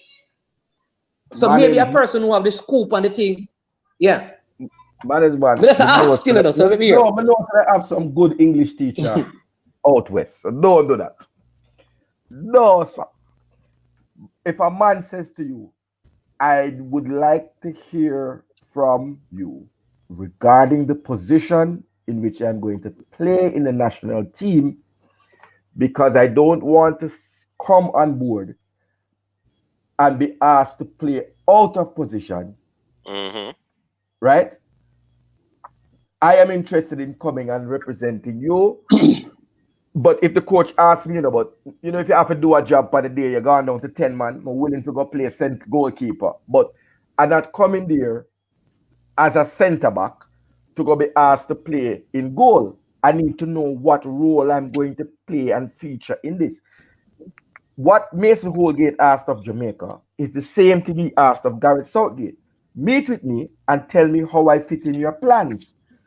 Do I fit long term, or I sign to you and you use me for 3 games and win the Gold Cup, and then, boy, I get put to the side and I be a local base player. The other thing is that at the time, there was a dispute with the JFF and the players. And to my understanding, the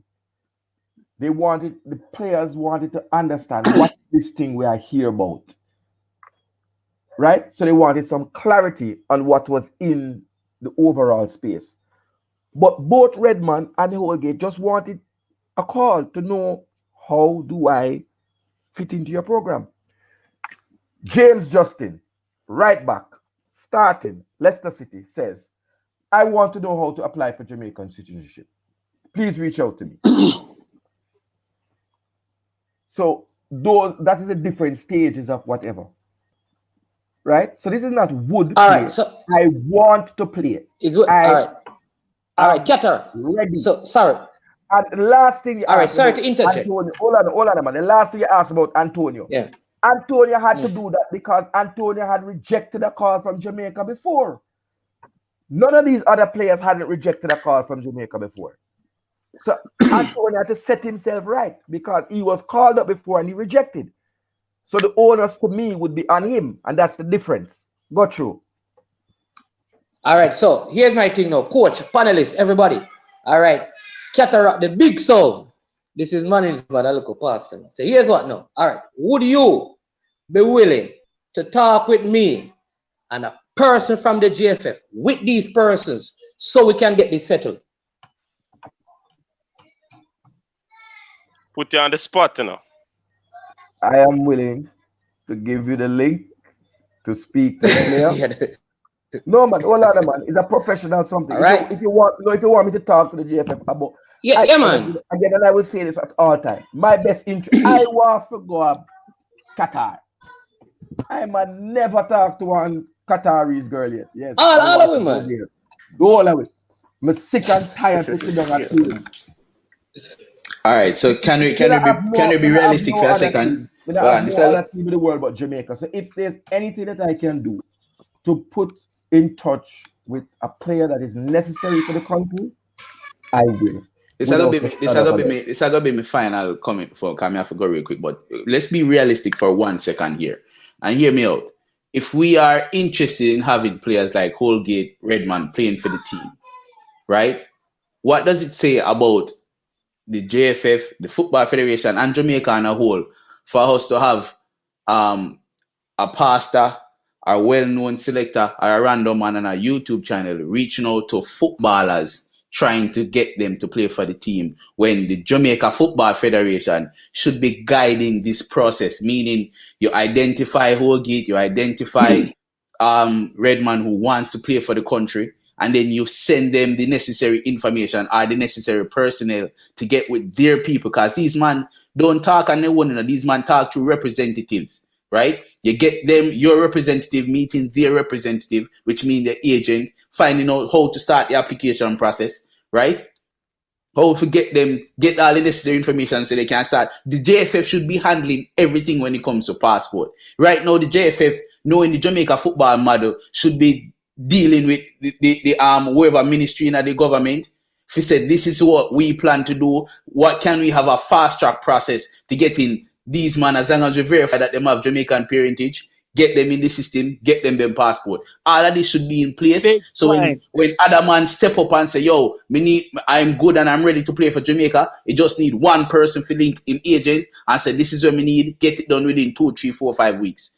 So it shouldn't take a YouTube channel for a pastor, link a selector, and then a regular man to try to get a football up on board to play for Jamaica. So let's be realistic. How far that I go? All right. In an ideal world, that is a very good statement. So watch this. That is not happening. So hold on. Let me finish now. So let me say this now. We are trying to find solution because we are regular people, but that does not mean we can't solve a problem. So all I am saying is that if Cataract and I can speak, I have a way that I can expedite the process. Should the JFF be doing it? Of course. But like Cataract says, my objective, his objective, Coach Mimsy, Simon, all the other channels, and anyway, all of these channels, our main objective is to say what we can, do what we can to get the team. We can't continue to be a society that talk about the problems and don't try to play a role in the solutions. So all I'm suggesting is that I may have a role. I mean, I don't want to really say it, but there's a role that I play with JFF. All right. So based on that, I can be involved in the process. I don't want to talk to Nathan Redman necessarily, but Cataract and I can put together something in place where the contacts are made, because they are. And what I'm saying is that they are different. You know, everybody have a side of a story sometimes. And you hear one thing here, you hear one thing there, and then sometimes they don't match up. You understand me? That's all I'm saying. So we just need to know. Yeah, I'm gonna say something, which is, I think Port Official is right. It is ludicrous to think that an official organization with a governing body, leaders in the organization, don't have a construct where they can go out and source talent to play for the team without going to. I know media is distributed nowadays. I know the kinds of media has changed materially, giving everyone now as a channel. But it's ridiculous that a country with a body that's elected by the football fraternity doesn't go out and source talent wherever they need to go source that talent, bring into the organization, and have them play for the country. I look at how the US source talent.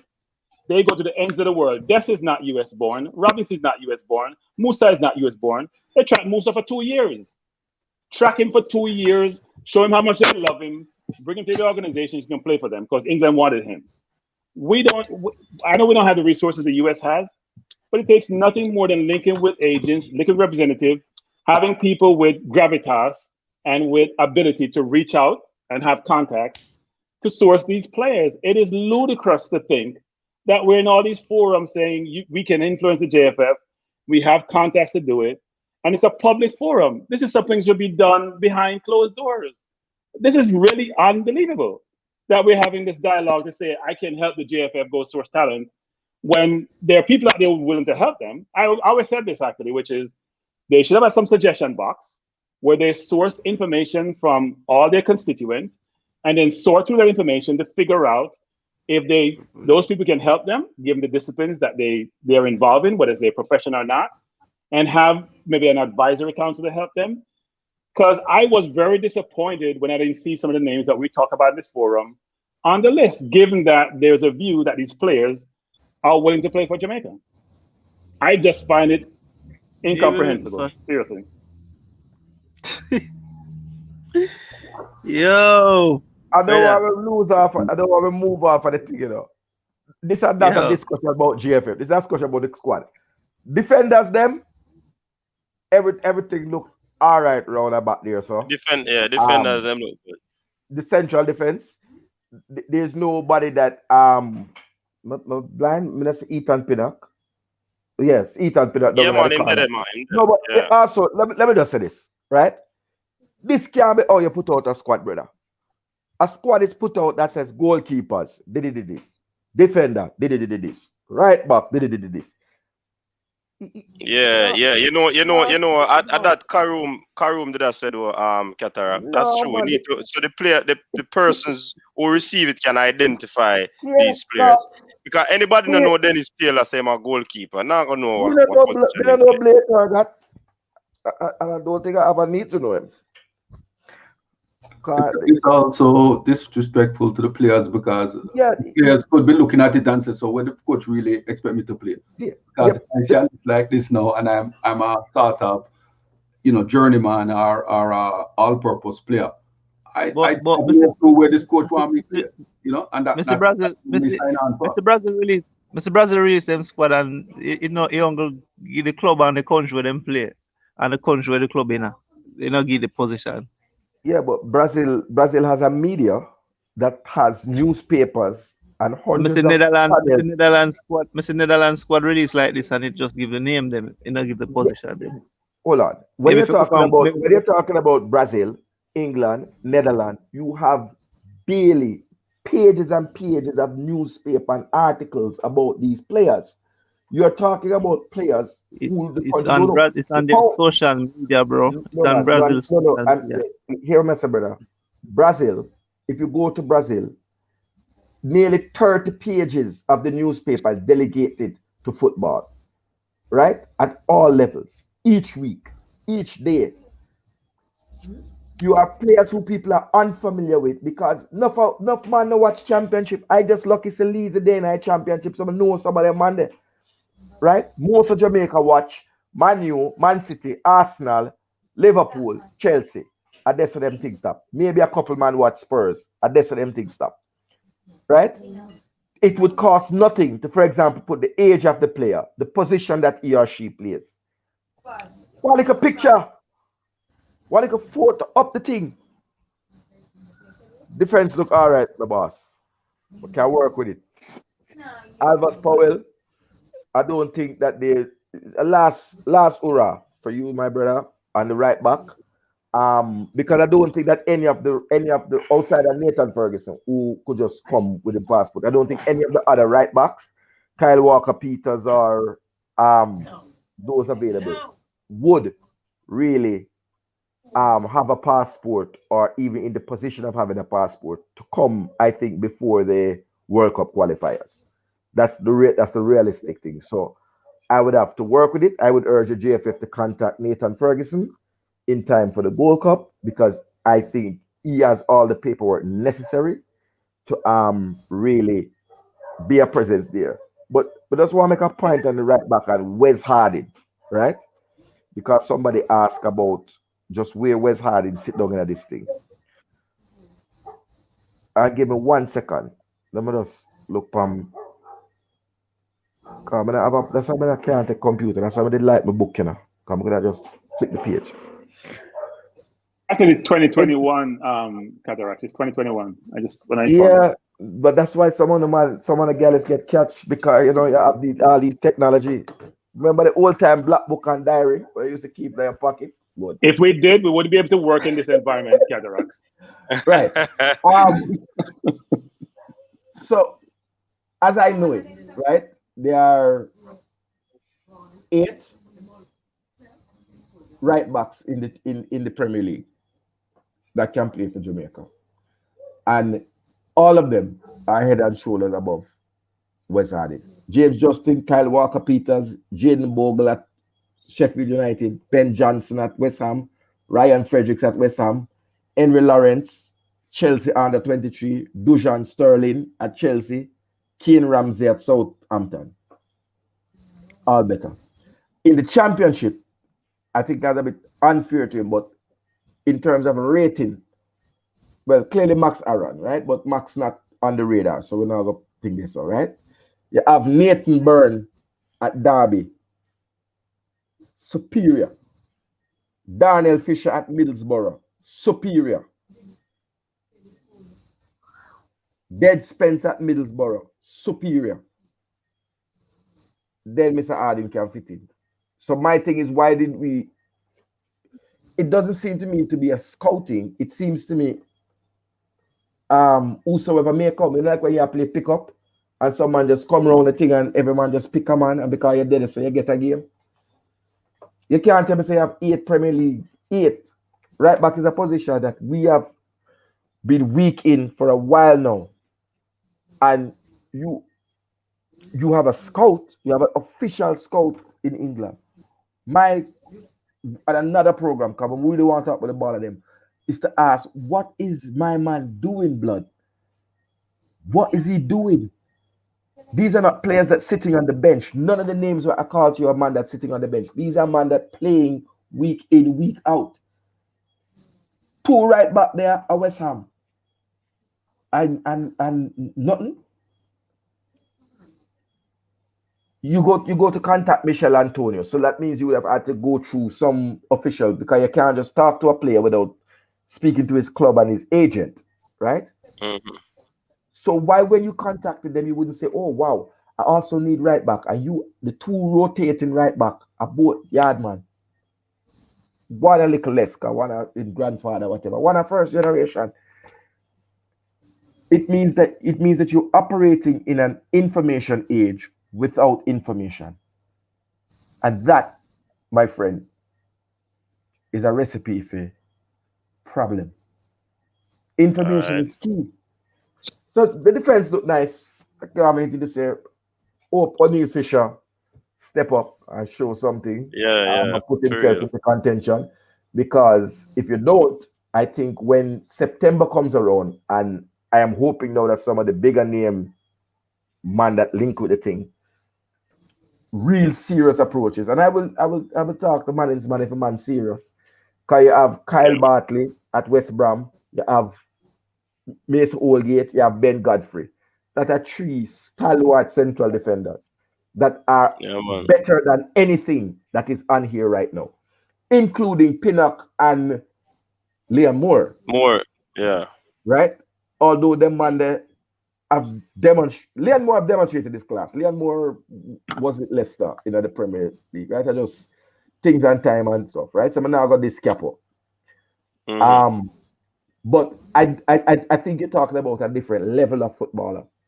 So you can't just fall in love with a man because some better players they're out there. And those better players have an interest in playing for Jamaica. All right, good. Well said. All right, Michael, I want you to chime in on the midfielders.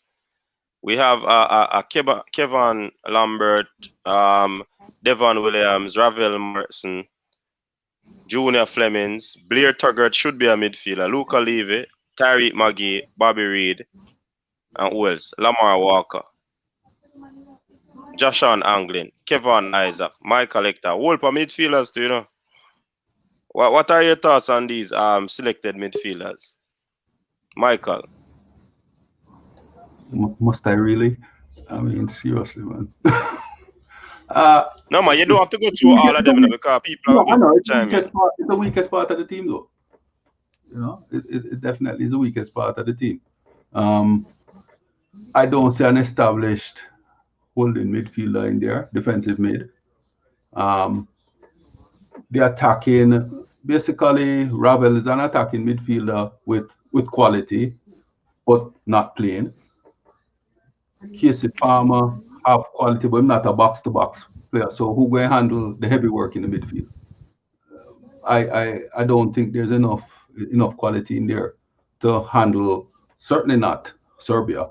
And the Japanese don't give up the ball any at all. So what them going to do? Just run for the sake of running. And if it's Trackman you want, go Calaban, go get them team.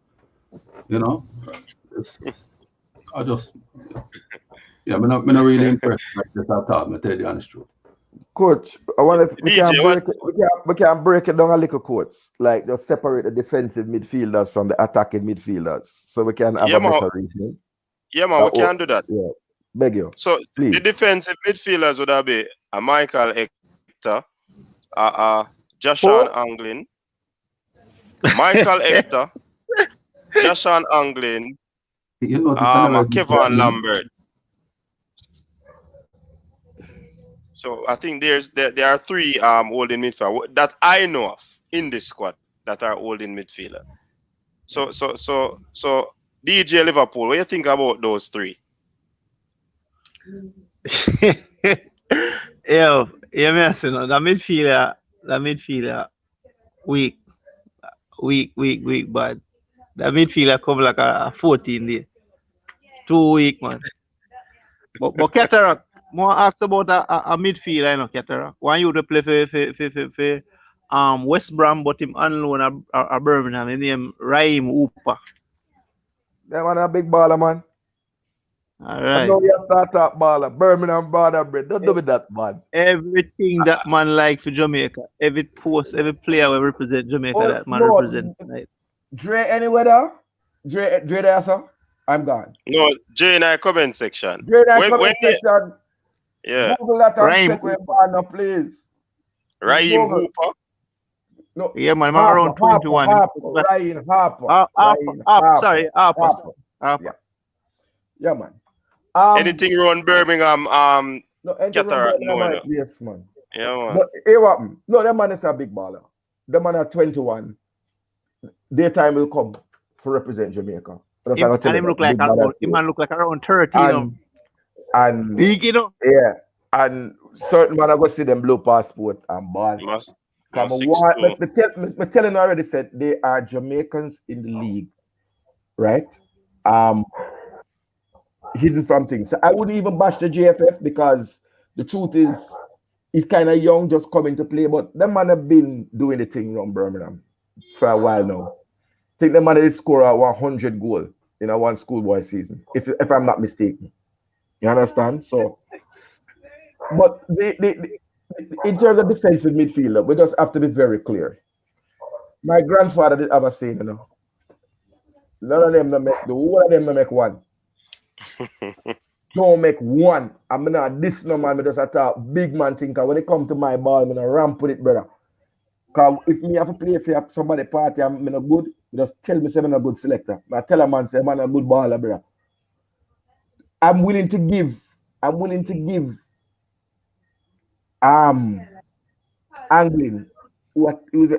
Anglin is at Phoenix Rising, right? Yeah. No, Miami. No, FC. Miami. No, man. Lambert is at Phoenix Rising. I went to give Lambert a look in, but what I remember of him in our Premier League, it wasn't outstanding. Yeah. It wasn't at a level of. We have produced Rudolph Austin. We have produced Patrick Graham, Ninja, from Marino, right? Them man is outstanding central defensive midfielder, break up play, restart play, hold up the ball, range of passing, then a give away leather. Right? And you know, Anglin is on the bench though. Because he a team list and him up on the bench. Yeah, and I was like, you have a DB that play for Orlando City. He played for Jamaica youth team. I just wonder why that guy can't even get a look in, and he's playing in a higher league than many of these guys who playing in the That a desert, Joy. Yeah, I don't. Yeah. For me, so this is going to be the weakest. This is going to be the weakest part of the league. If you're asking me, but I mean, we're just a play fantasy football because we don't pick the side. But I left for them 3 man there. Make Damian Lowe play central midfield and bringing 3 different ball and use up the position of them. Because not one of them are worth they can't handle it. I hope they do, right? Because when we come to the end, I want to talk, coach. I want us to reason about what the implications will be if we get some serious beating and drop out of the top 50. Right? So all who are ball fed local player or whatever, if they're not able to stand up, Serbia is a perennial mid-level powerhouse team. Yeah, but Cataract, that Serbian team, it would have been do they have any young players coming up? I think at the same what do you call it, experience I'm gonna use in terms of players playing for years, age. So I don't think that. Yeah, but them in them upper 20s, them no old. Well, the good thing about it, they have been playing together for a year. That's a good thing. So let me recheck that. Yeah, and what them know to do is they're technically Coach, you know what would be interesting? They're quite physical and they move the ball. Yeah. All things that what would be interesting? we have a problem with. Yeah, I am sure. You know what would be interesting, because sometimes we can give and I believe that the federation needs to do better, and the coach and the selection. But you know what would be interesting? It would be interesting to find out from even your panel, like what who would be the 6 defenders, and I guarantee you that all of us would have 6 different players. We may have some that are together, but at the end of the day, all of us would have different players amongst the 6, even in the midfield, goalkeeping and stuff. And the point is that I think this is how football is. Man, based on what Cataract just said, brother. No, what I'm saying though, just based on Cataract, because Cataract see more players.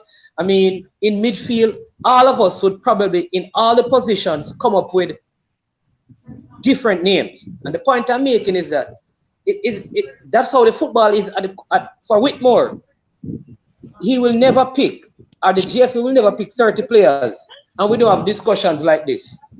I'm telling you, if none of these, like if the Anglin and the Walker and these guys were not in the squad, you'd have people coming on here tonight cursing the GFF and Whitmore and say, where the young Jamaican players them and stuff.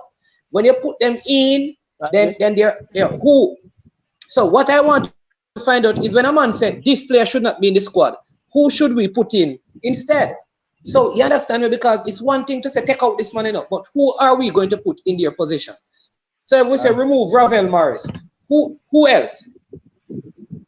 So maybe we should probably do. Coach. I'm gonna look up small point. Hold on, Alex. You just come. Michael, let us say something. Hold on. Where's the Michael? Basically, I agree kind of with the last point, but the fact is you're bringing young players usually into an established squad where you're trying to develop depth in position.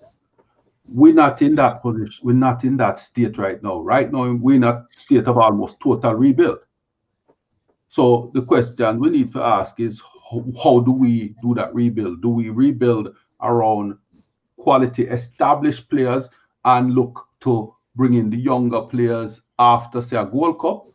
Or do we bring them in right now, throw them to the wolves and risk serious repercussions such as our rating or FIFA rating dropping?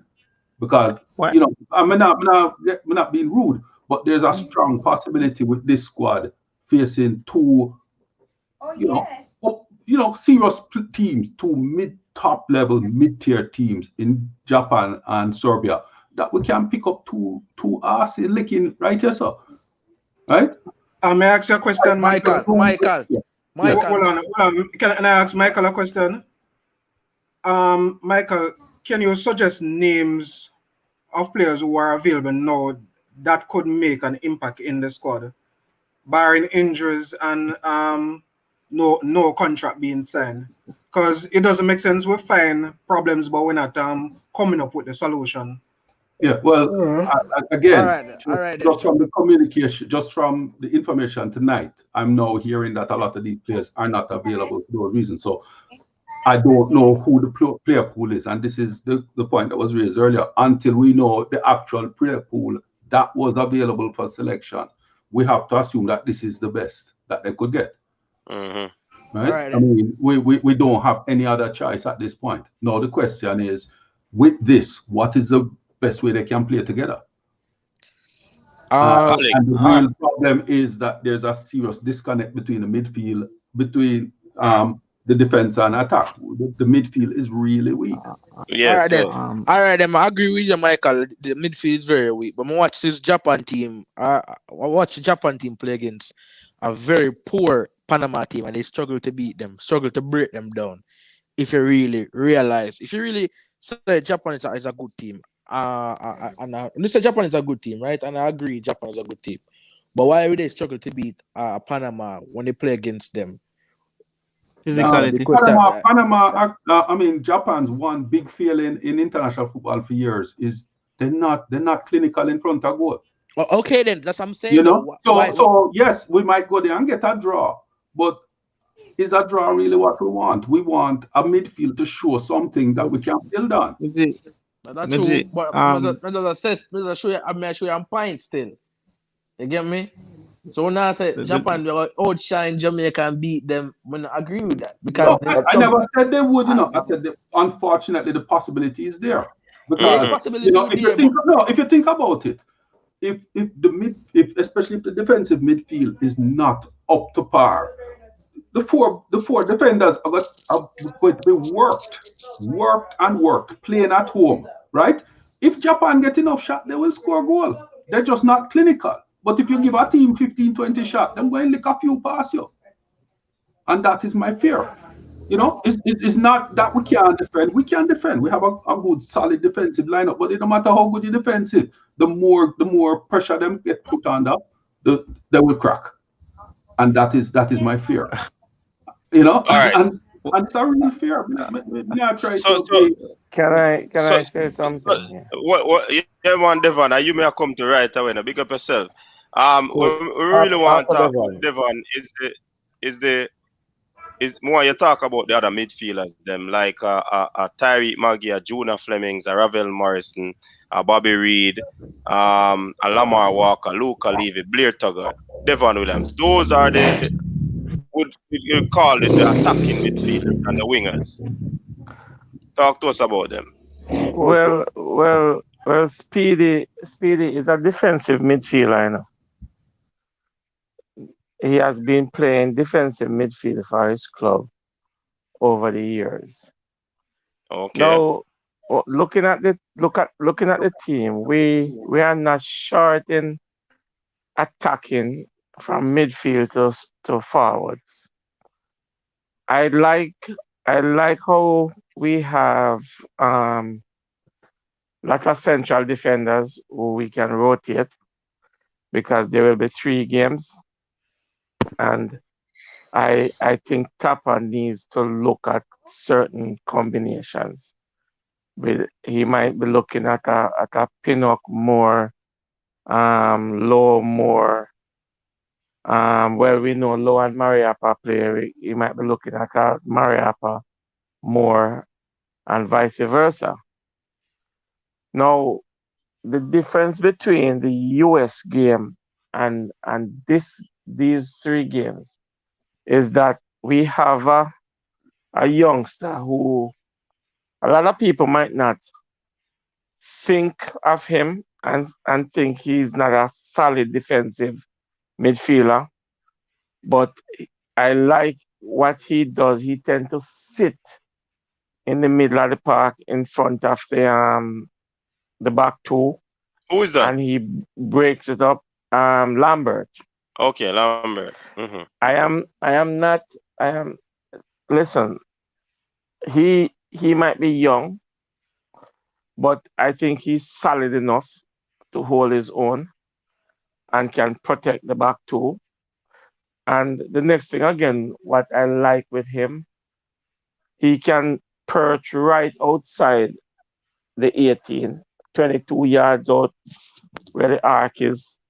And he has a very good shot from out there, and he scored most of his goals from there.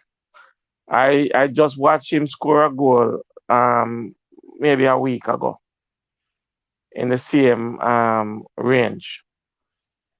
Now, Yeah, man, I when you saw that look at goal. when you look at the team all around, Whitmore is gonna look at Blair Turgott. The team is not really stretched right now, with the young players. And I want to see the Tyreek McGee and see what they can do with all these good players like a Casey Palmer, a Blair Tuggett around him, a Andre Gray up front where he can give the ball to.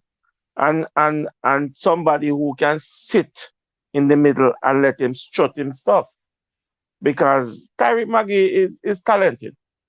Yes, and he might not be playing a lot because I don't know for what reason. But when you look at what we are missing right now, I'm looking at 1, 2, 3, 4, 5 players coming in. And the 5 players coming in to this team, look at the back line, look at the forward line. And the 5 players that's coming into this team is a Jamal Law, a Michael Antonio, Leon Bailey, a Leon Bailey, a Kevin Stewart, and a Jordan Cousins. Those are 2 defensive midfielders. So what about Kemar Roof? What about Kemar Roof? And Kemar Roof as a striker. Kemar Roof. Daniel Johnson. And Daniel Johnson. DJ. Listen. With this current 30 and those 7, this can be a formidable Jamaican team. And if we get strengthening at the right back position, as I hear Cataract stresses, like a Kyle Walker Peters or a Nathan Ferguson, we're in good shape. We're definitely in good shape, and these players can go into the Gold Cup and take us into World Cup qualifying, and we see what happens from there. But I'm not gonna bash the team that is going to Japan. Let me see what they can do. If anybody is not up to scratch, they're gonna lose their game because these are 7 players that are ready, waiting in the wings. Antonio is more interested. Low player ready. Kevin Stewart, his documents are in, and I can tell you that he will be getting his documents soon because I was one of them who helped him to get certain things together and get it proofread submitted. Jordan Cousin is doing his thing by himself, and hopefully he's at a point now because the same person who represent Kevin, his colleague represent Jordan. So this is the reason why I know all these things. Now I'm gonna backtrack a little bit. In terms of Nathan Redman, the contact was made by me. I didn't speak with Nathan Redman personally. His agent, and if anybody wants his number, I can give them the number, is Simon Bailiff. And I also spoke to his mother. And I have his mother's number. Now it was being discussed, and Nathan is very much interested to play for Jamaica. But at the same time, as any player wants, like a Mikel Antonio, he wants a sit down with the hierarchy to talk about what is his role and what are the plans going forward. And it's not rocket science. It is not rocket science. We know it's COVID. Everybody is doing everything by Zoom. If I can pick up my phone and call a player or an agent on behalf of the federation, and they entertain me in a conversation, if the GenSec or the president pick up his phone and says, I am the president of the Jamaica Football Federation, and I am inquiring about X player, I want him to represent the country. Don't you think the agent, the coach, will listen to him? Obviously. So these are some of the things that, I mean, I think there are some parties in the JFF that feels that if the player is interested, the player should pick up their phone and call the JFF. But if you are a player who is making $50,000 a week, pounds a week, and you're comfortable in what you're doing for your club, do you think I am going to be anxious to just pick up my phone and call the JFF? You understand what I'm saying? Yeah, the onus should be on them. Listen, it's a two-way street. It's a two-way street. And egos don't take you nowhere. It does not. So if I want a player to represent Jamaica, I will pick up my phone and I will call. And I will find out, are you interested to play for Jamaica? Yes or no. One of the things that I do when I speak to players is that I tell them it is not detrimental at all for you to get your Jamaican documents, because it does not void you from playing for England, but it's something that you have, that in case that opportunity comes and Jamaica says, you ready to play? Yes, I have my passport. Instead of you have to wait 3 months to get the documents, you're ready to go. It's not detrimental at all. So some of these players need to be educated. And this is one of the things that I am doing with a few players. Right now I have 3 young players, 18 years old. Keeler Taylor is one of them, who has been doing his Jamaican documents.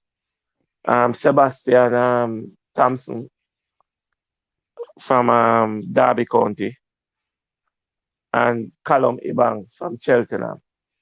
They're taking out on themselves doing their Jamaican. They're 18 years old. You don't know what's going to happen in 2-3 years' time. They might be top players. Ebanks just break into his, at 18, into Cheltenham when they played Manchester City in the FA Cup. He was on the bench, and that's good for him. You know, so somebody need to educate some of these young players. And let me ask a question though, Evan. Mm-hmm. We have a Junior Flemings in the team, and he would have been a part of the team for quite some time now. Mhm. What does a Junior Flemings add to this team? Flair. Junior Fleming, a lot of people don't like him. The weakest part of his game is his defense. He does not trap back a lot as a midfielder. But if you have somebody who, as I said, a Lambert, who can sit in there and do some of the dirty work for him, I mean, no man left alone. You have to work as a team. Junior isn't afraid to run at anybody. And with the speed and flair that he has, he can be very threatening at times. He can be. And he will do good things with let me tell you something in football. Players complement players. Okay? A Ravel Morrison in the team alongside a Junior Fleming. Silky. That can be big things because players complement players. Your defense is not the same defense that we had 2-3 years now. You have a Liam Moore with a Premier League experience, captain of Reading, a leader. You have a Damian Lowe who is an animal. You understand? He tackles anybody, break up anything. And you have a Ethan Pinnock. And you have a Adrian Mara-Appa, barring his age 34.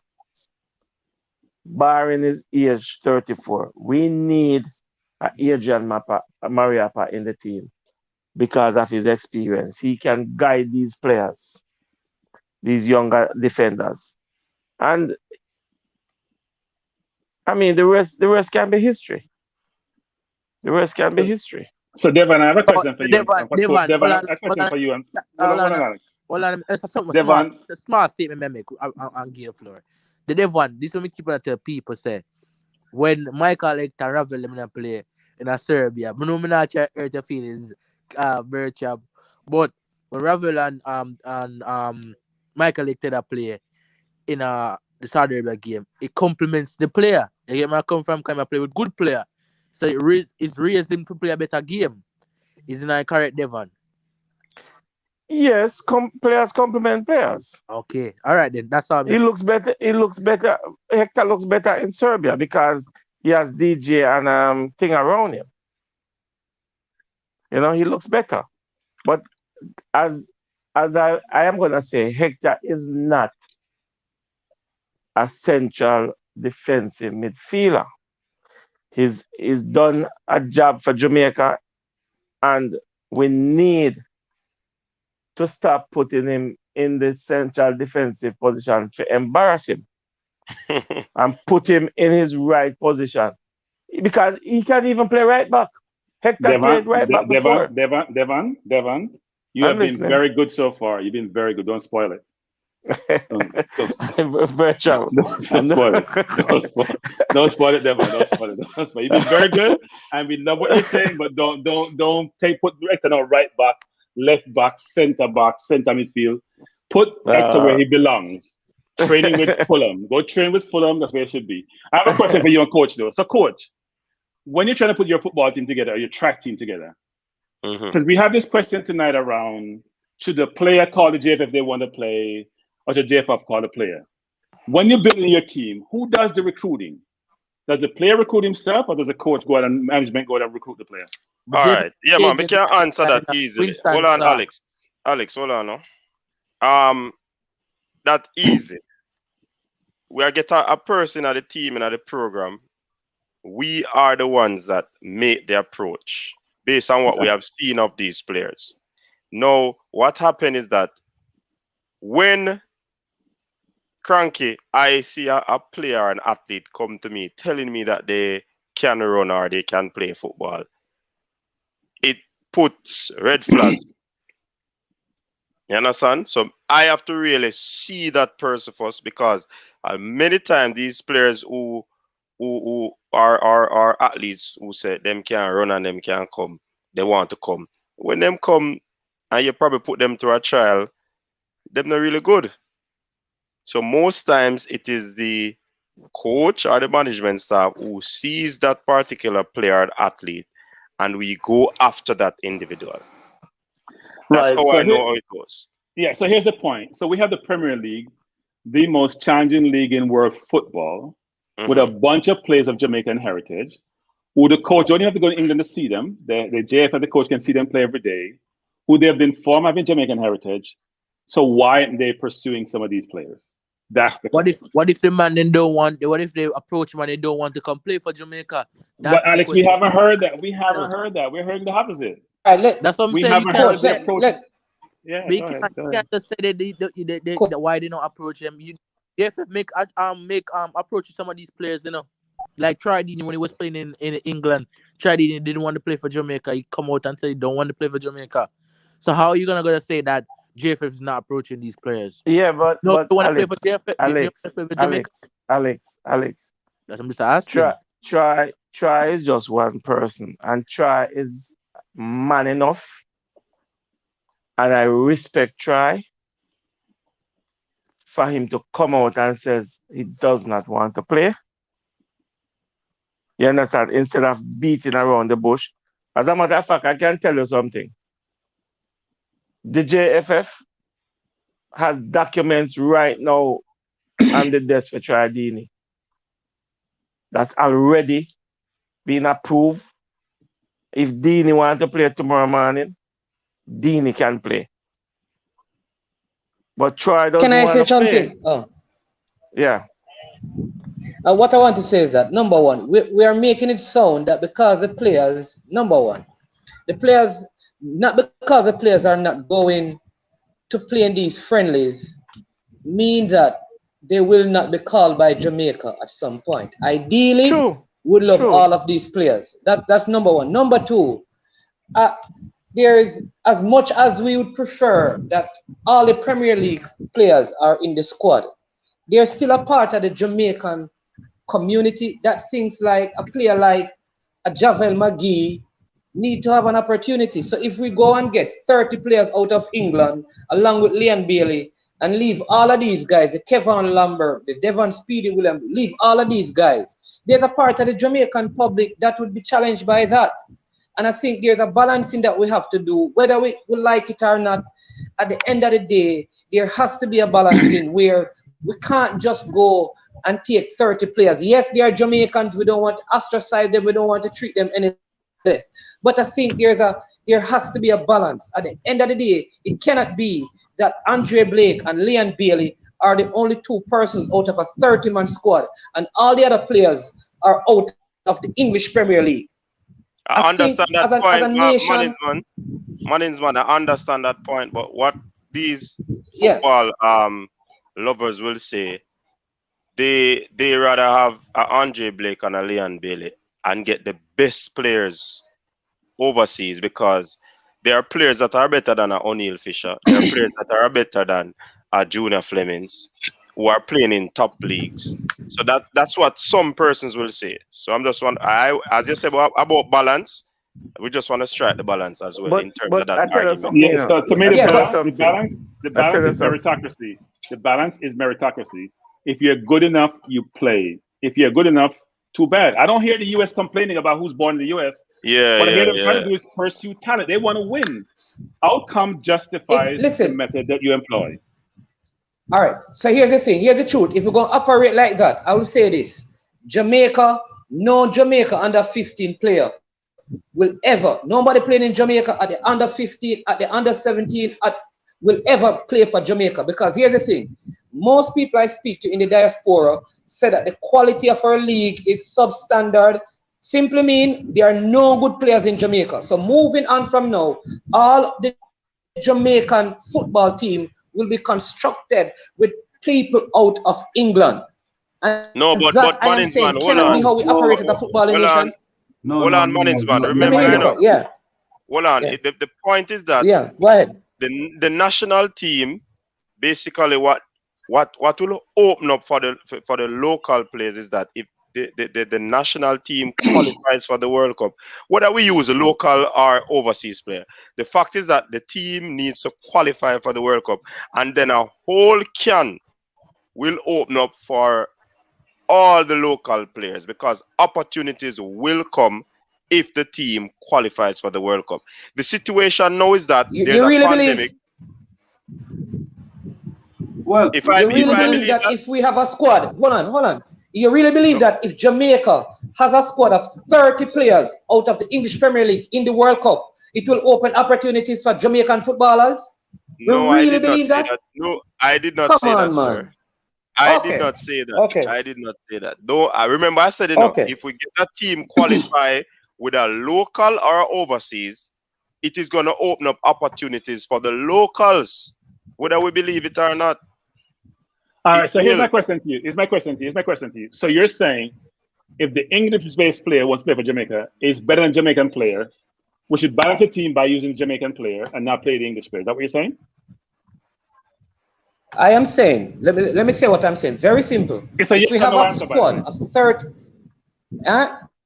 no, if you want to tell me how to answer the question, no, if you ask me a question, you have to allow me to answer. Okay. But if you want to tell me how to answer the question, then I'm not going to answer it. So you can tell me if you want me to answer it your way or my way. You don't have to answer it. It's a yes or no question. You don't have to answer it. You're asking me what am I saying? You said, what are you saying then? So let me answer that. Let me tell you what I am saying. I don't have to answer yes or no. Let me tell you what I am saying. It's simply this. We have a squad of players. I want English-based players in the team. English-born, English-based. I want the best of them. But at the same time, I don't think we should ever construct a squad of players without having local players in it, or players born locally. That is my issue, because if we're going to use that method for the national team, it should apply for under 23, under 20, under 17, and under 15. And that will not develop our football. That method can't be used because the national team is different. The senior team is different. The senior team aim is to qualify for the World Cup. Yeah, the junior team. All right, so the junior teams are different. No, if I could just respond to your point, because there are certain things coach said that you have to expand that. Your ranking in FIFA dictates to a large degree how accessible major leagues are to your players, your local based born and bred players, right? So us reaching a World Cup, that exposure, one, likely will raise our ranking, which will make some of our players now eligible to be scouted by major leagues. It's not that our players aren't scouted because they can't play. A lot of them aren't scouted because there is no point scouting them. You can't take them. Unless we have a superior talent like a Leon. And even Leon had to go and live overseas to be scout, to be eligible. The reality is they're not going to come here unless we are at a certain level in FIFA, because they have to go through too many hoops and rings. And why are they doing this when there are as many players homeborn? You see? So yes, there is a method to it. And once you get the under 15, the under 17, the under 20, but, and we keep saying this every week, it makes no sense doing all of this if you're still not developing your young players and developing them with and all of that. All right, I hear now, Michael. Because people say things beg your talk, man. No, all right, go ahead. Thanks. Good night, panelists, and good night, viewers. Yeah, just one thing may contribute to your mannings, man. If we, aside of persons who are mostly playing overseas, it raises the quality of our football.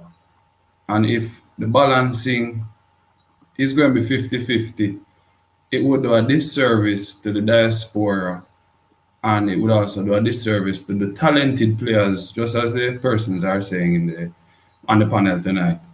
But most importantly, and the final point I want to say before I hand it over back to you, is that Lionel Messi never played in Argentina from 8 years old. Best footballer in the world. I'm a rest my case there. So. All right, so let's because watch this. I am not saying if players are better, they are not supposed to. So many people saying I don't work for the JFF, brother. I just help to solve football issues in Jamaica because I love Jamaica. And so I try to help wherever I can. So my point is not if a hurricane qualified for Jamaica, we shouldn't play him. I am in for English players coming into the team. I am saying in the same way in our previous appearance in the World Cup, there was a balance in the side.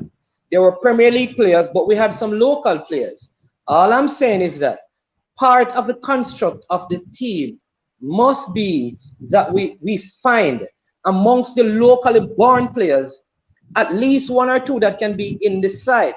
What I'm hearing is that, listen, let's forget about these guys because they are not good, and because we have over 400 players, so let's just focus on getting the best 30 out of that.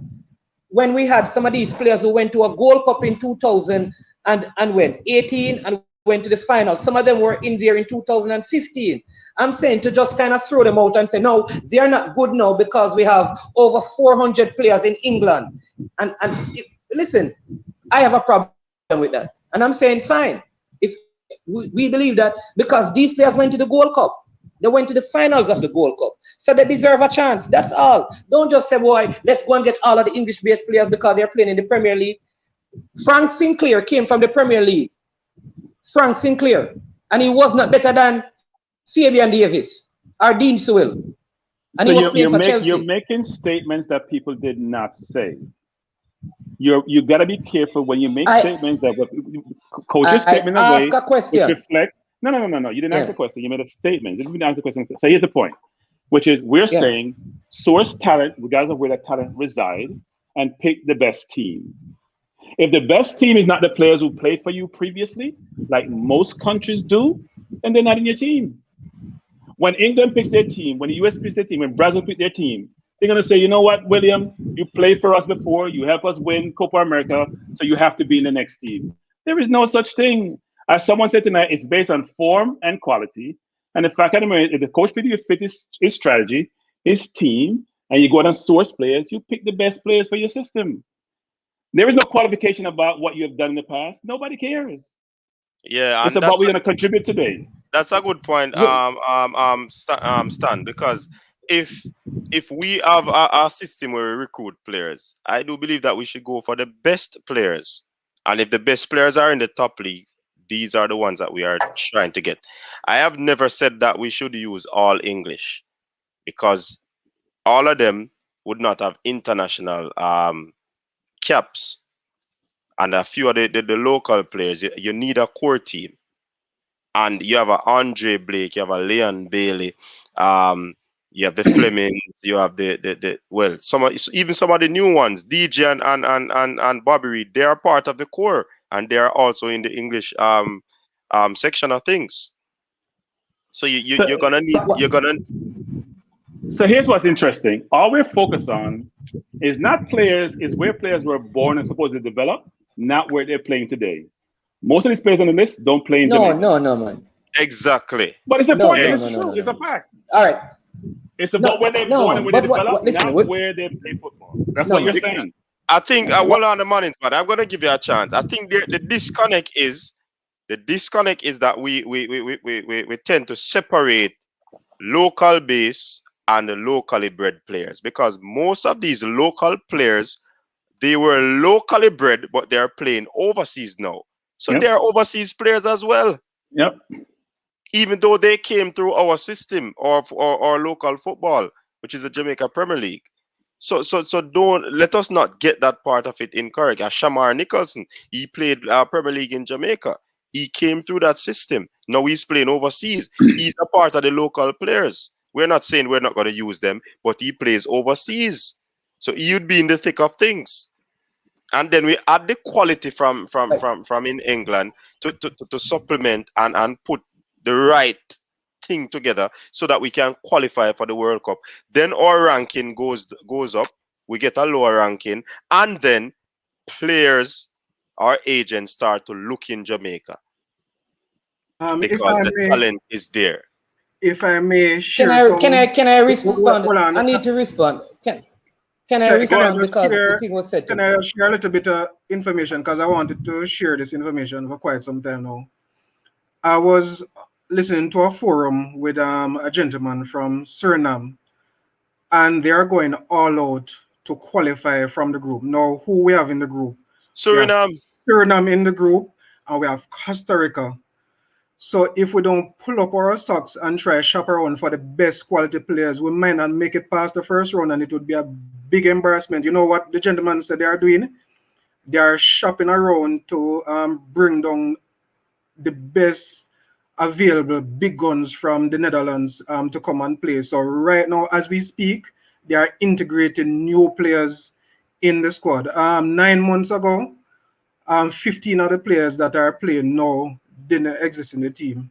So if we don't shop around for the best quality players to strengthen, we might not make it past the first round.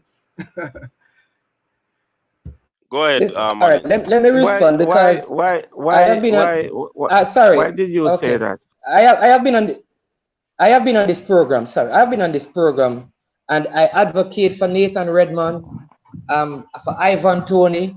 I think these guys should be in the squad. So I don't understand where people are getting the idea that I am saying play local based players. All I said is that this idea, because I heard a statement about the amount of English-based players are born players, and there are 30 who could come in the squad. And I said to you, it can't be that only 2 players that Jamaican born are Andre Blake and Leon Bailey, and all the others are players out of the Premier League. I raised that point because of what you're saying, because I believe Shamar Nicholson has enough potential to be a better forward than Andre Gray. Should Andre Gray be in the squad? Yes, but Shamar Nicholson, based on his performance for Jamaica, deserves a spot. Is Damian Lowe worthy of a spot? I believe so. He may not be the starting defender, may not be as good as Liam Moore, but he should be in the squad. But now, am I going to go now and say, okay, let me find 5 other players so that I can remove Damian Lowe out of the team? I think he can do a job. So I'm saying that if I don't have to replace him, why should I go scouting? Of course, there are other players. There are other players in the defensive midfielder. Go get the Kevin Stewart. Go get the Leon Bailey. Go get the Isaac Hayden.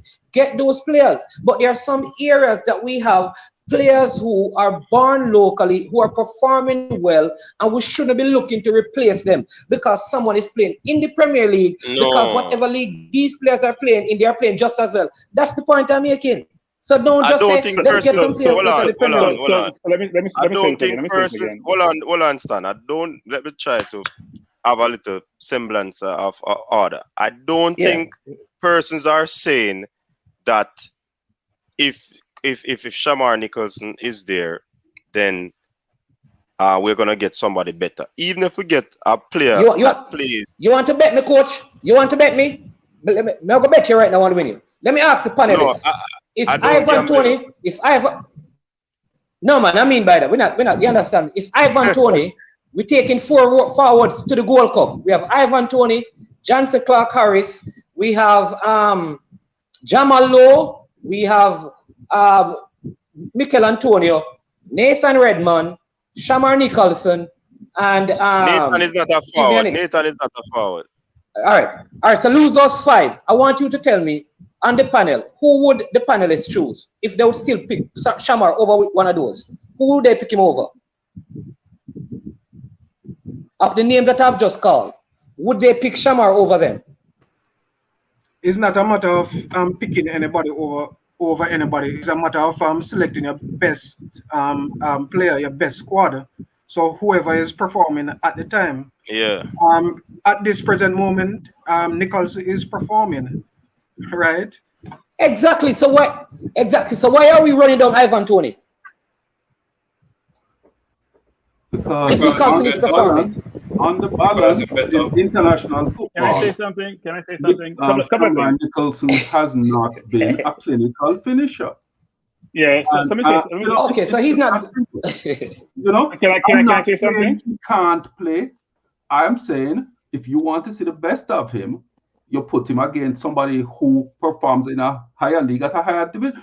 We might bring them both into camp and he outperforms Tony. If he's outperforming Tony, guess what? He's playing for me. Play the best player. You Simple. play the best player. You cannot pick a player based on what he do yesterday. You have to take them into camp. You have to play them in your system, train them in your system, and make your decision. That's what a coach job is, right? We can't sit down here and pick all we want to pick. At the end of the day, Tapa is going to bring these people into camp. He's going to assess them, and he's going to make the decision based on what he said. And we can't say nothing about it because we're not there in camp with him. Bertram, your time. True. Yeah, I mean, it's an interesting discussion, actually. What we're saying, we need to reserve and allocate certain slots for locally based developed players. That's what I'm hearing. And it's not ambiguity in that conversation. That's what I'm hearing. Because we're saying if Shamar Nicholson is not as good as Ivan Toney, we shouldn't pursue Ivan Toney. I thought the objective at all costs, legal costs, was to get to Qatar. And if some people's feeling get hurt, because people's feeling get hurt in football every single day, because you get replaced. Raheem Sterling is not playing for Man City. I'm sure his feeling is hurt, but Foden is playing better. It's a fact of life. So if you're not good enough, why should you play? And here's another thing too. We're one of the most privileged countries on earth, that we have a source and a pool of talent that we didn't develop, that we can pull from to satisfy our own desires, not their desires. So people are saying, well, English players coming in and we should not call them, they should call us. And I'm scratching my head thinking, are you out of your mind? I'm in the Premier League making $60,000 a year. I got to fly 9 hours to come play some football in some hostile territory while I'm here, can relax with my family till I play my next game. You need me more than I need you. My country's going to go to the World Cup. I may not play for them. They're going to go. Why should I come play for you unless you give me some incentive or justify to me why I should come play? And you're saying, no, I don't need you because I have Shamar Nicholson and I have Onini Fisher. And I hear Kemar Lawrence, I hear Damian Lowe saying, we can't get to the World Cup without English-based players. They weren't challenging saying this. No one pressured them to say it. Exactly. Kemar Lawrence said it. They were explicit, both Damian and Kemar saying, we can't get to the World Cup without the English-based players. So if that's the case, if they're saying that, now I'm granted someone say, you know what, because their game is safe, so they can say that. But fact of the matter is, it's a fact. Now, I appreciate the perspective, which is some elements of the public will say, you know what, I am not comfortable with only English players playing my team. That's always going to be the case. But you can't satisfy every single one. I'm sure when we're in the World Cup and not only being there, competing, there's a difference between getting there, as we did in 98, and actually look like we have a chance to get to the second round. It's a whole different discussion. It's a whole different way in terms of how the country review it. And it's a whole different appreciation that what was being brought to the table by the English players be much more appreciated than it is today. Bertram, listen, I remember this is just discussion. You know, it's just how I am. I ask question because of our challengement. So let me ask you a question. We're going to the Gold Cup.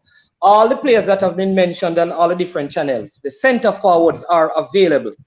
I would like for you to tell me which 4 center forwards, this includes, like I said, the Ivan Toney, the Jamal Lowe, Kemar Roof, the Shamar Nicholson. Just give me 4. Corey Burke, whomever you want to put, which 4 would you take? That's all I'm asking. Well, we do have some versatility in terms of players, right? Kemar Roof can play 9 and 10. Antonio can play out wide, he can play in the middle. Ivan Toney is main in the middle. Nicholson is main in the middle. So you got to think about what players you can have that versatility in, give you more flexibility to make additional selections. You may be able to set an extra midfielder because you have people who are versatile up front, right? We have Bobby Reed who can play right back, he can play midfield, he can play up front. So you can't just say, well, just give me just 4 forwards because we have very versatile players who can fit in there. But if I was to pick a team, look, Shamar is a good player. Not about the question, Shamar is a good player. Period. But is he better than Antonio? Is he better than Tony? Not from what I've seen. You can leave out Tony now because Tony. No, he mentioned Tony. He mentioned Tony. We're just saying theoretically. But Tony has no interest in playing for Jamaica right now. No, I understand. He was just saying theoretically if we have. Yeah, it doesn't make sense. You keep on mentioning him. Yeah. Here's a question. Remember, here's a question because Shamar Nicholson plays primarily in the Jamaican team as a center forward. All right. Yeah. It's a role that Antonio can play, a role that Andre Gray can play. They have more versatility than him. So what I am asking is, because he has been a part of the core group of players, if you are going to select a team because of his inability to operate in a more versatile way, would he be a part of your Gold Cup squad? All right, let me ask you the question, Mannings. Two players, All right. Shamar Nicholson playing in Europe, Ivan Toney playing in Europe. Both of them are centre forward. Ivan Toney played 45 games, scored 31 goals. Shamar Nicholson's played 35 games, scored 9 goals. Who would you pick? All right, so good question. So I like to answer the question. One, Shamar Nicholson is not playing in the place that he was born like Ivan Toney. One, Shamar Nicholson is playing in the top league, and Toney is playing in the secondary league. Shamar Nicholson needs time to adjust. No, what you know, Shamar Nicholson needs all of these factors. All of these factors affect his performance. I would like to see Shamar Nicholson playing in the same league, playing against the same team as Ivan Toney to see how he would perform. I can't judge them because that's fine. But if you use that dynamics, that simply means we're going to have to pick players that are playing in the same league and compare them then. So we need the English players then. That is such a cop out. I'm sorry, it's a cop out. Look. It gave you stats. But the stats didn't matter to what you think it would. It didn't support your argument. So you didn't pivot to then talk about the league. No, man, I'm not pivoting. You did. All right, so listen, I'm not pivoting. Listen, so fine. So in other words, so I'm fine with what. Listen, here's the thing now. So let's work with the discussion we're having. So based on what is happening now, it would be wise for the JFF, given this discussion, to find a way of getting all the players except for Leon Bailey and Andre Blake out of the Premier League, because that would give us the best opportunity to qualify for the World Cup. We have no qualifications on any player. I'm not saying beside any player. Go get the best players and then see who satisfy your needs and utilize them. We're not calling any names about Kemal Lawrence or Damian Lowe. We're not calling any players. We're just saying if you can source the players, bring them in, let them compete, and pick the best 11. Period. And I love how you pivot. You pivot really well, by the way. Exactly, Stan. And you pick players that give you as much versatility as possible. So that, for instance, if you're picking 4 forwards, right? It don't make sense to carry 4 forwards who only play on the ground. You need to have at least one of them who is an aerial threat. So you look at the ones we've noted, and really only one of them is an aerial threat. So he almost certain to get picked. You understand? So it's a whole bunch of different factors, my friend. I mean, I like Nicholson and I hope he make it. But I'm not tied to any player. Hey, if a goalkeeper show up that better than Blake, guess what? Blake a number 2. Just, you know. And I don't see that happening, frankly. No, I don't see it happening, but I'm just throwing it out there. You understand what I'm saying? Yeah, I understand. I mean, going forward, I agree with what I would love to see is that we have. So who is better? Who is better, Jamal Lowe or Leon Bailey? I think the agents and the clubs have decided that already. You know, Mannings man. Jamal Lowe and I'm just asking. No, man, is that the question? Look at the stats. Look at the stats. I'm just asking. Look at the stats. Look at the stats in the last season. You can't even compare the two of them. I'm sorry. Okay, just checking. You can't compare those two. You can't. Leon superior. Yeah, Leon. He said that Nicholson's playing in a higher league, and I'm thinking a higher league. How do you compare those leagues? No. Listen, when you look at Charleroi playing in the Belgian league as against Charleroi is maybe a mid-tier championship team. Yeah, maybe a mid-tier. They're not an upper championship team. So definitely, the upper level Toney is playing in a stronger division. Look at this comment, gentlemen. Man is man. Look at that comment. That's a very interesting comment. Minus man, you can take that. Yeah, Mannings, man. Like, we hear your response to this comment here. You understand? Listen. Listen, whosoever make this comment must be a liar or something. Listen. No, man, I can't respond. Yet, listen. I play football, so talk on those things don't bother me. I don't mind it. And I stick to my point. My point is the best players must always play. And I've said this on this program. However, we also, with all due respect, there has to be a part of our national team. Because we're a national team, we're not like other countries. Because we're a national team, there's a part of our team that if we cannot find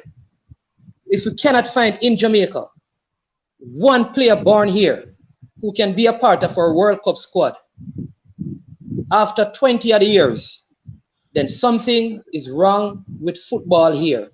All I'm saying is that with all the English players coming in, one, make sure that indeed in the position that they are coming, they are not similar to the players that we have, but they are way above them.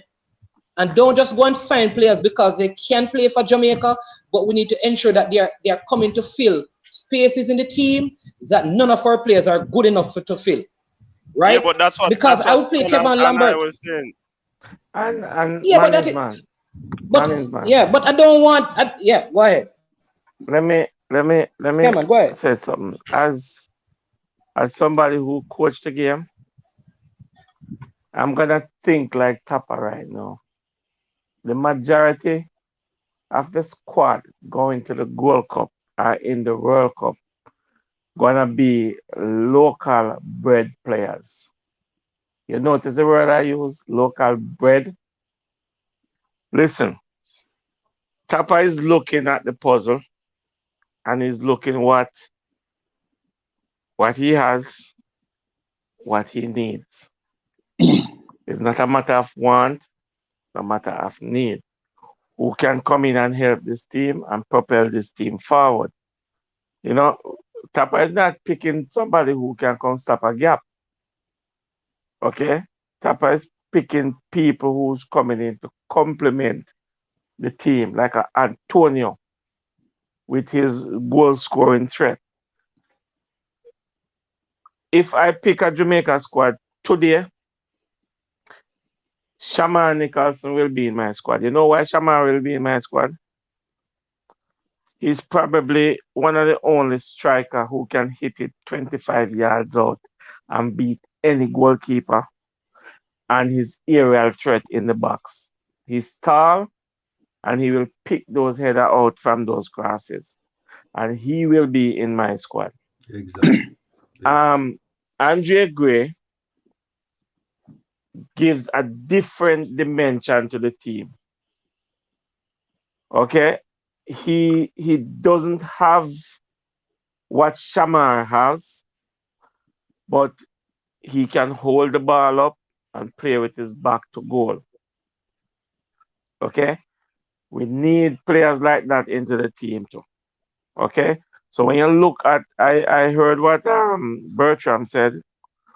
When you ask Bertram to pick 4 forwards, and Bertram switch it around and says, it's not a matter of gonna pick 4 forwards. I'm picking people with versatility. Antonio can play wide. We might have a problem with injury and we have to push him out there. You understand? And we need a natural goal scorer like a Shaman Nicholson to go up front this time, because Antonio, we sacrifice him and put him at a position that he is familiar with, played before. And also, so Jamal Lowe play on the right side in the last friendly. You know? So, but when you look at it, it is going to be ludicrous to carry 30 players to the World Cup. Because if you bring 30 players to the World Cup, some people who's not going to get in the game are going to expect to play. And the Jamaica public going to come down on them and say, why didn't he play this man and whatever? I think if they need to increase it, 25 is good enough. And we will go to the Gold Cup and listen, if Jamaica go to the Gold Cup and get to the semi-final and lose, it's good enough for me. Because it takes years to mold a national team. These are players coming in. That's why when you hear people talking about Suriname and this and that and what they're bringing in and the devil knows what. I don't care who they're bringing in. I give a hoot who they're bringing in. They have to beat me first. You understand? And the acid test for them, let me see them play against this Canadian team. Because I'm secondary Canadian, and this team I'm very excited about. And we're going to run over Suriname 2 times. Jamaica going to run over them, and Canada going to run over them 2 times.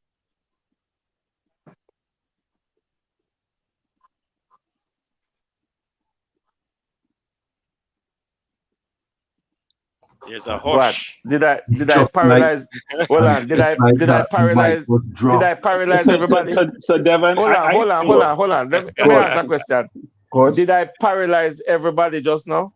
No, it's certainly not me. I'll say this with you. Coach, a mic drop moment, you know? Yeah. I've been listening. Because like I said, I always like to talk, but like to listen. So I want to challenge my good brethren, my new brethren. We just link up. Devon, with 2 things that he said. First is Devon, that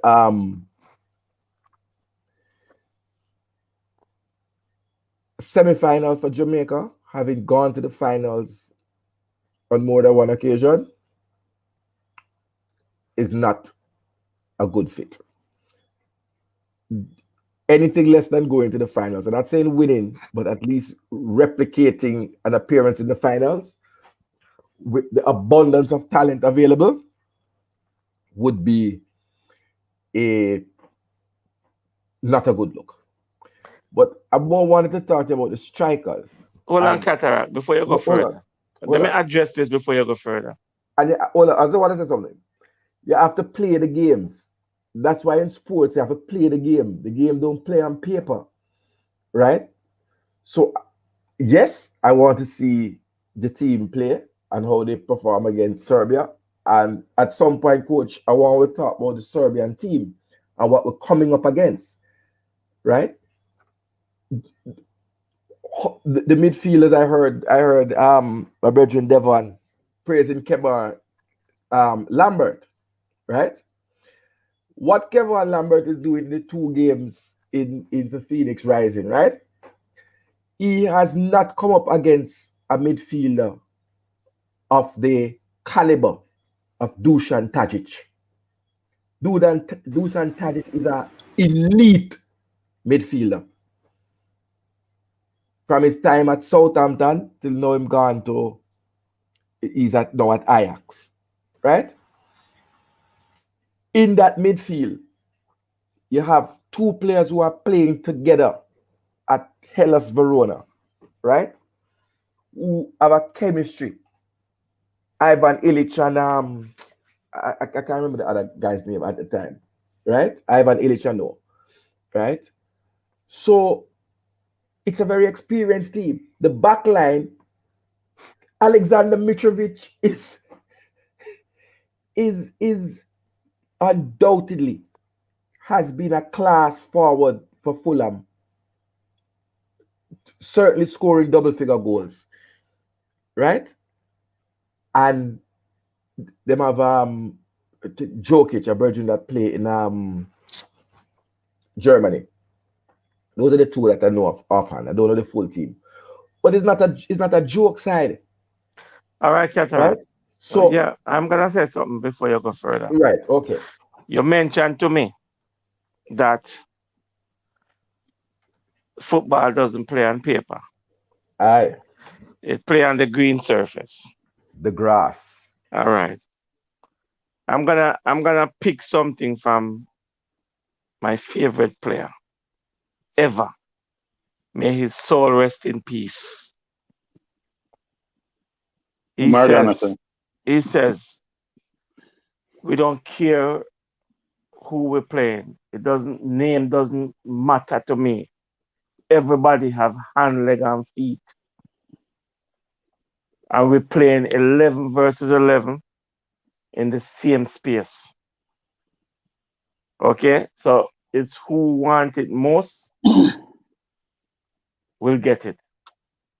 Let me say this, right? It's all competing. I don't care who I'm playing. You understand? I don't care who I'm playing. And a given day, in the world of football right now, and a given day, anybody can beat anybody. Let me say this again. Let me say this again. Sorry. Hello? Hold on. Devon interrupted me to make a point. So allow me to finish. I beg you. Yeah, make him finish. Right? I thought you finished like that. No, man.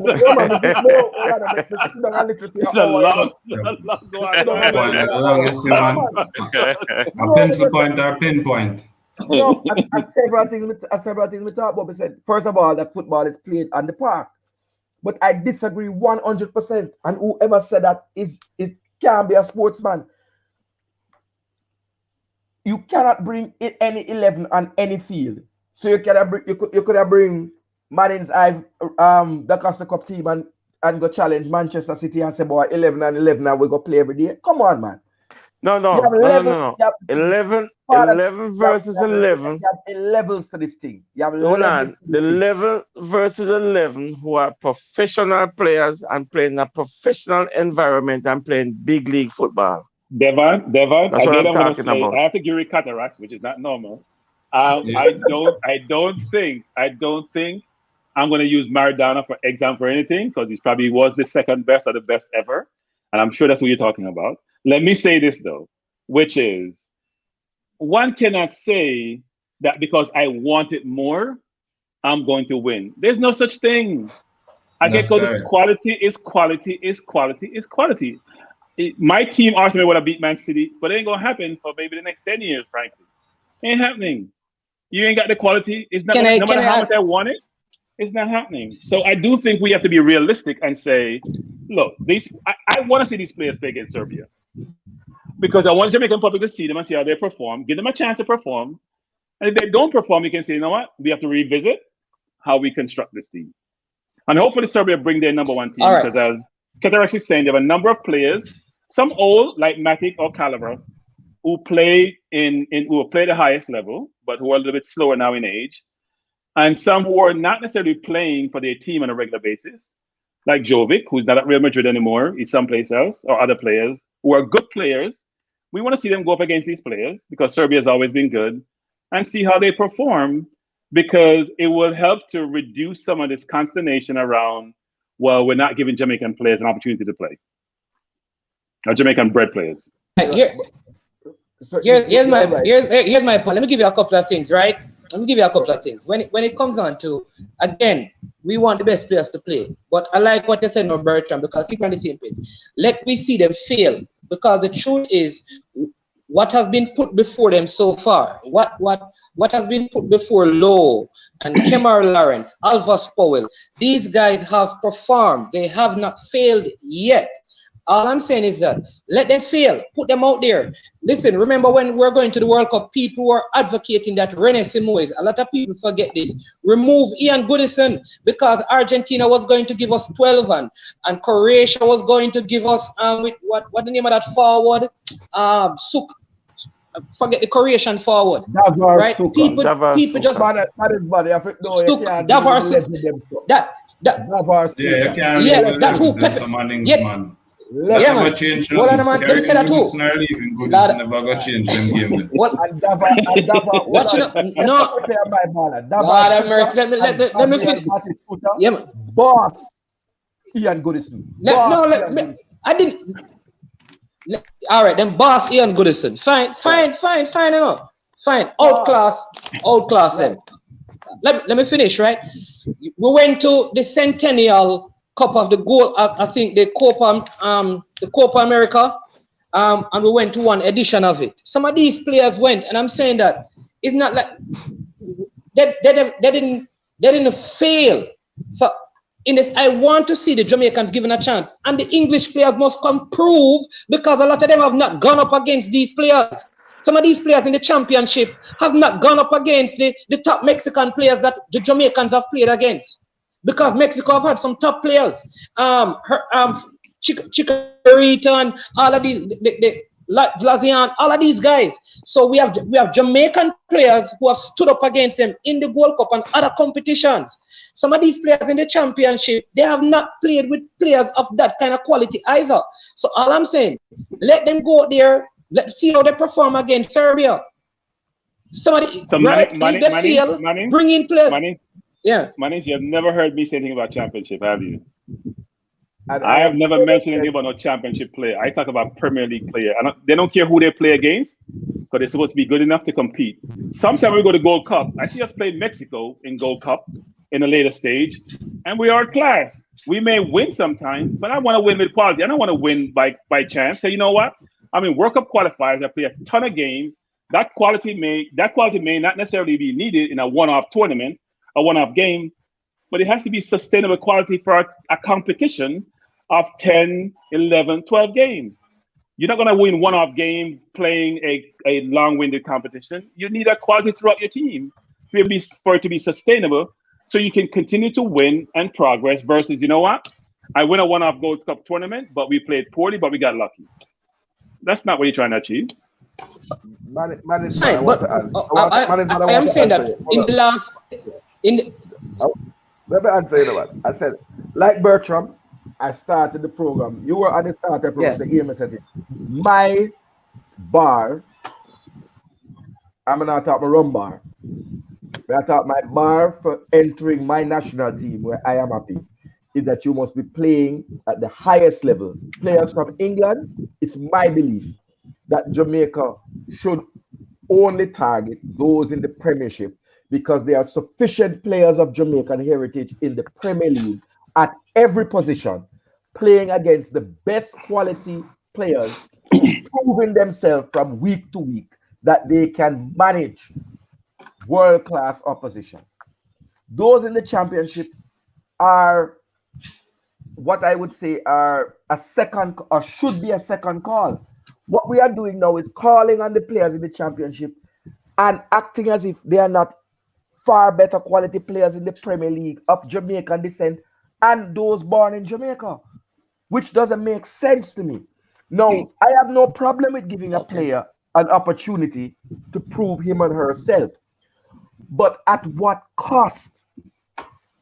Because you can run into, and what happened, Pepe and my baller, Pepe stood up many times, El Salvador, Costa Rica, but when you come up against genuine class, you get exposed.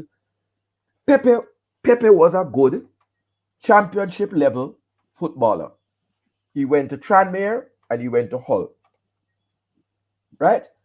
But Pepe could not have cut it at the Premier League level, because against elite strikers, he was exposed. And that's what happened when you come up against elite talent. They expose you. The most elite talent that Pepe would ever have faced in CONCACAF would have been Cuauhtémoc Blanco. And the striker from Costa Rica. Oh, sorry, beat me bad. One chop, Brian Ruiz and Brian Ruiz. Elite, them are just name. Paulo One Chop and Cuauhtémoc Blanco were the two elite strikers. Dwight York was not in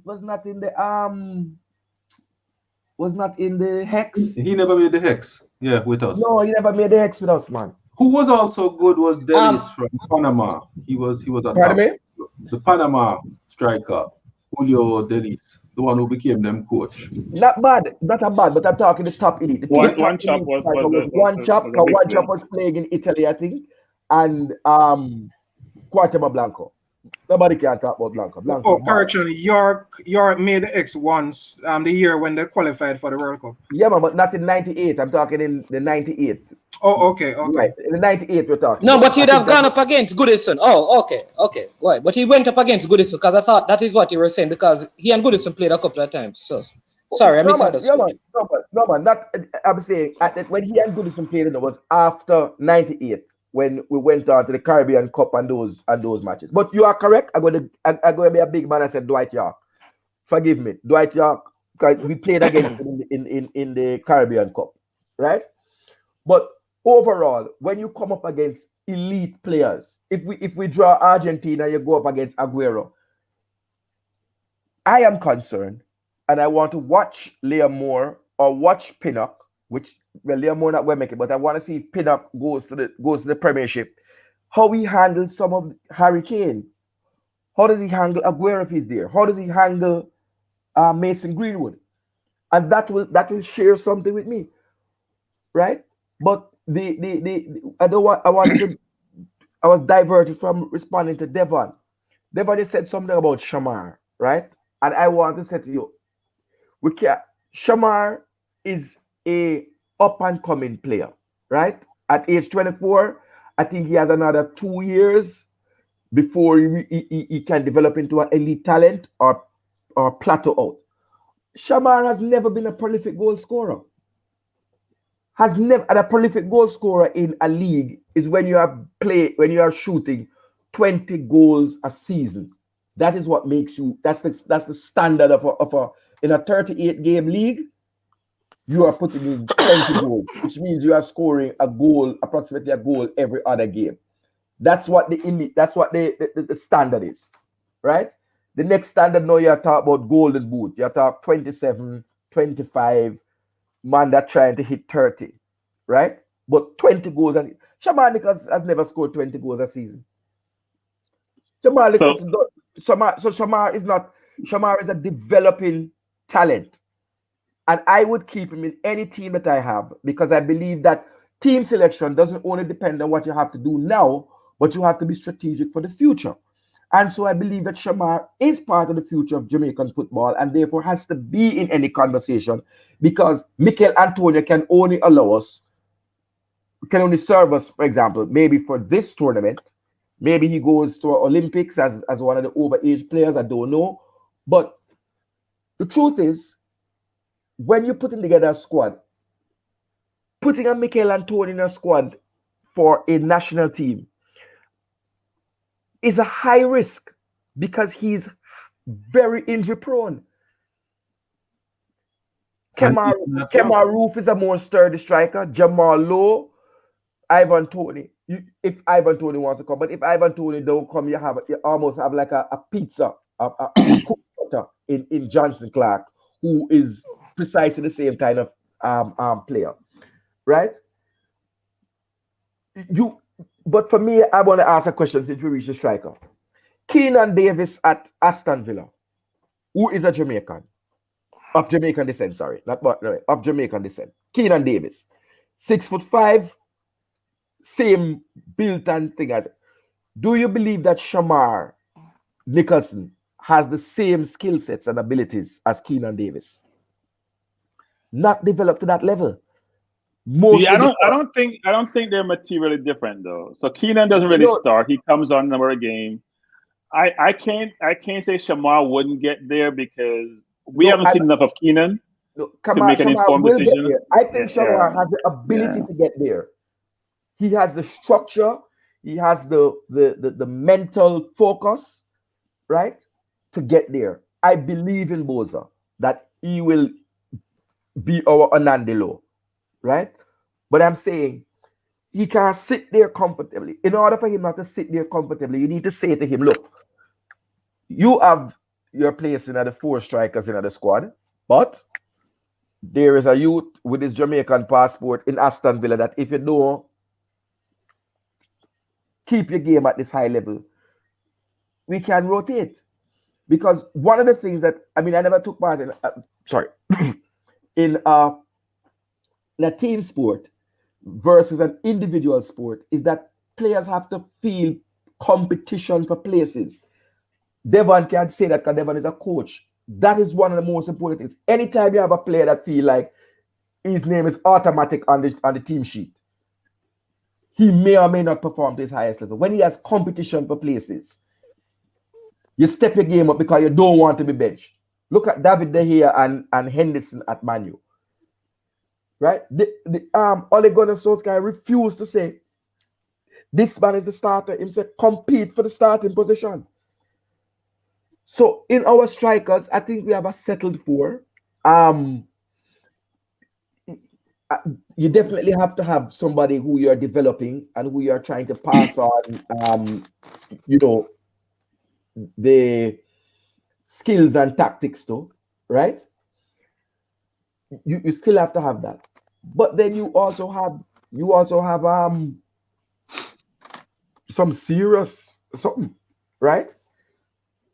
Let me shoot something out, coach, if you can. Take 2 minutes, right? You have a camera roof at Rangers who are ready to come for us, right? Carlan Grant is still young at West Brom. Dimani Miller at Man U. Are we going to let what happened with Mason Greenwood happen? And that's something that I want to respond to Ketara. Is that I think in line with something that was said by Manningsman that was possibly controversial. I think it's necessary for us to have a mandate that there is a under 18 or under 21 position permanent in the national squad for development purposes. But not just development purposes, but for instances similar to these ones, in which we have such talented young players that we should throw the responsibility to, or the reins to. So it is that they can continue to develop at the Manchester United, at the Man City, while looking on to Jamaica. And it was something that we miss out on in future, in previous talented footballers, but I don't think it will be useful for us to miss out going forward.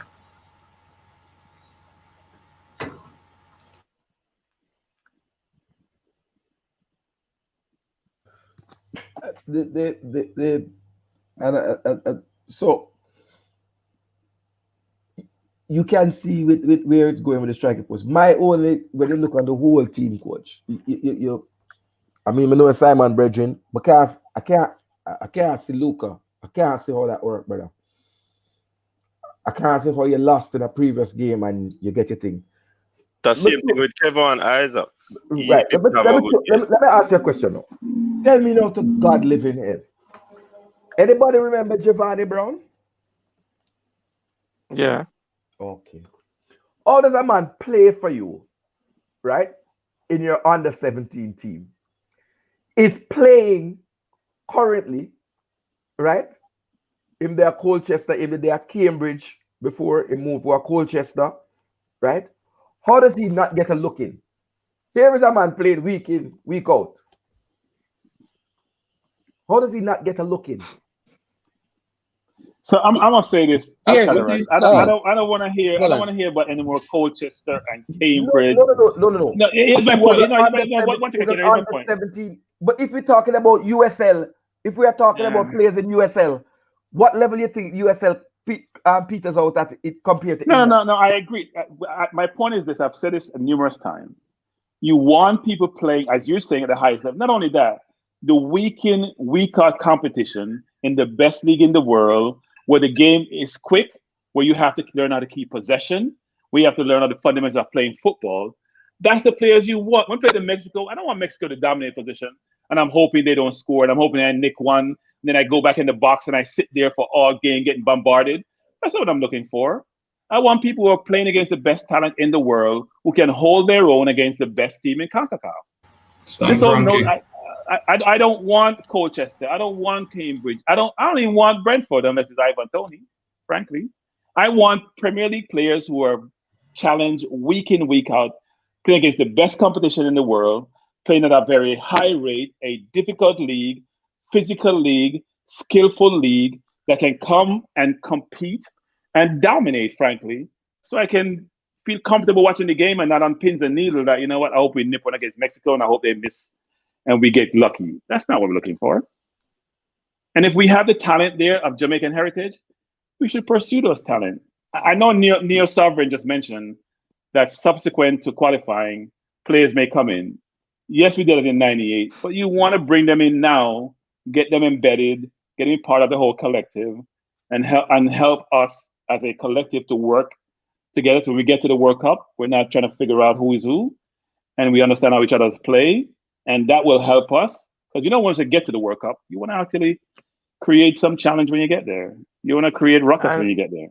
Here's here. Let me say this. Sorry, Mr. Porter. Let me say, I agree with Ketarak is this. I think, like, my issue with this squad is that the USA team, the Mexico team, and the Costa Rica team has no player in their national roster playing in the USL. So I don't think if we're really serious about qualifying for the World Cup, our World Cup squad should consist of players playing in the USL. If you're good, you should be playing in the MSL or you move over to Europe. And this is where the challenge is. Now, if I'm not going to use players in the USL, should we be looking then at League One players or should we look to the Premier League? That I agree with. And so that's why I want to ask them, why like a Kareem Paris, who went to the USA game, he went to Saudi Arabia and had the COVID, he has been scoring some goals. Kevin Isaac didn't play well. Do us a different position. Why wasn't he called into this? Those are the questions that I would ask. Because he's playing in Europe. Is it that where he's playing is of a lower quality than the USL? Why are we using so many USL players? If they are good enough, why aren't they playing in Europe or why aren't they playing in MLS? Because the top American players are in Europe or the MSL. The Mexican players, the same thing. The Costa Rican players are the same thing. They either play in the top league in Costa Rica, they're playing in the USA, or they're playing overseas. Those are the questions. So I agree with the Premier League players, but we shouldn't be really scouring through the League One really for players, though there may be good qualities here. It should be the Premier League. And then it challenges our local player, but let them fail. I want to see Low fail, and then we say, okay, Low, listen, we have somebody better than you. We gave you a chance. Mason Holgate is coming in. What I don't want is we just put the players aside and say, listen, these guys are in the Premier League. We haven't seen them play internationally, but because they are playing in the Premier League, they need to come in this side. Let them come and prove that they can play in CONCACAF, because it's a different kind of football in CONCACAF than in Europe. Let us see them, and then if they are better, let's go with them. But give the guys a chance to prove themselves that they are either good enough or not good enough. That's all. Can I just address that a second? All right.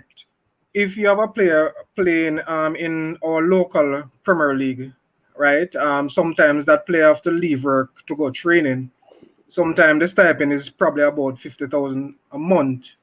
Now, America and Jamaica have a certain relationship, and the first little exposure you will get is in the USL. Do you think that local base player should say, no, I'm waiting on a bigger contract?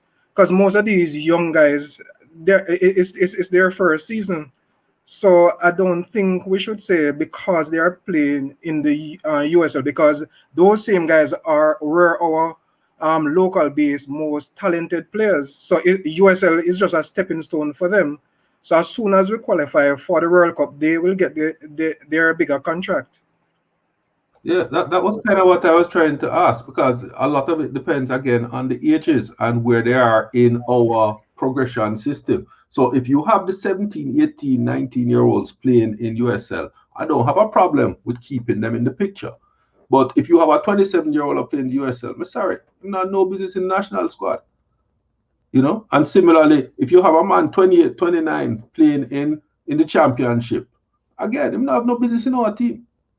That's just me, you know, because I am looking not just at, yes, we want to win this World Cup, but the World Cup was never the objective. The objective still is to go to a World Cup and perform creditably, as Dan said, because I grew up knowing about the facts that we go to 98 and get a win.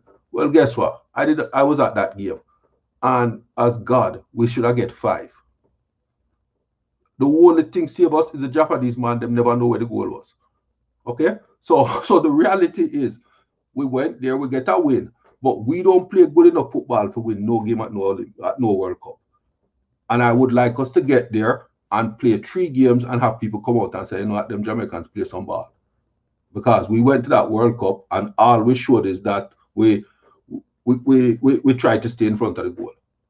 We pick up 3 from Croatia, and as God, we could have get 5. Question to you, gentlemen. Is it that when these players play in the USL, they get comfortable with being in USA, or are they really trying to move on from USL? Because many times we have a lot of players in USL and I don't see them matriculate to probably a MLS or over in Europe. I had a relative who played for Rochester, right? And he should have moved. He chose not to, because at the time MLS was a new, when it was like 3rd or 4th year of MLS. And he never went because they were paying him more money at Rochester. It was simple as that. The USL teams actually, MLS is a structured league where they actually have set pay bands, right? Based on where you're coming from and where you are in your national program and all of that. So you can't just come there and negotiate a big salary. The salary bands are set. With the USL, the teams actually can pay you what they want to pay you to get you. So a lot of players end up playing in USL simply for the money. Especially the older players who realize I'm not getting any more national game. So them just take the money and play USL.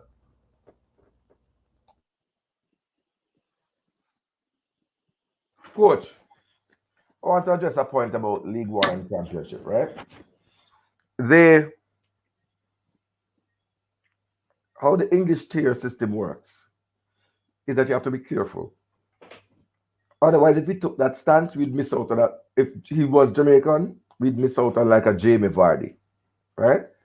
You have to look at the trajectory of the player going through the league. You have some man that just drop down through the leagues as they get older.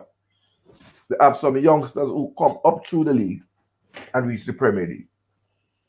But I agree, and God must be coming with my good friend Stan Kroenke about the Premier League. So you're finally learning. You're finally learning. That's a good thing. We should set the bar, and the bar should be set there. Because even the players who are in the championship, what I think happens now is that a player in the championship or League One or so, and you do have excellent footballers, right? And England has had a history. There have been some players who have made it through. I can remember Steve Bull was at Wolverhampton in the championship when he was called up to England. Lee Cattermole, although he was just a wild madman, right? But I believe that if you look at your need, like say central defensive midfield or right back, you start approaching in the Premier League. If you don't get what you're looking for, then you look at a lower league. They're not a proliferation of goalkeepers. They're not a proliferation of central defensive midfielders, right? I think there might be 2 and 3 in the Premier League or so. And some of them may not. Isaac Hayden, but I don't know that Isaac Hayden's 100% heart is here. I don't know what Isaac Hayden will come back to be after he comes back from injury. Lewis Baker is a box-to-box midfielder, can do a job. There has been some interest. I know Devon has always said he spoke to Lewis Baker's people. But if you don't go scouting by need, a football club don't just go and say, boy, I may buy 10 players this year. You get a budget, and in that budget, you go and you set a priority. Okay, the GFL doesn't have to pay for these players, so there's no budget there. But certainly you should have a priority of these are the positions I need to fill. For me, for example, Blair Turgott, I've tried to study him, look up his scouting. I can't see where that move is going. Much time should have been spent on trying to look at Redmond and Dwight McNeil see if we could have spoken to Damari Gray. Where is Rolando Adams? Aaron, sorry. Why is Rolando not in this team? Unless my thing, because I don't have him as on injured reserve, right? If you can't call up a Rolando Aarons, how are you going to try and convince his cousin, Max Aarons, to come play for Jamaica? I deal with him cousin Shabby. And his cousin was a Premier League level talent. How does Rolando get overlooked and Blair Turgott gets a call up to my team?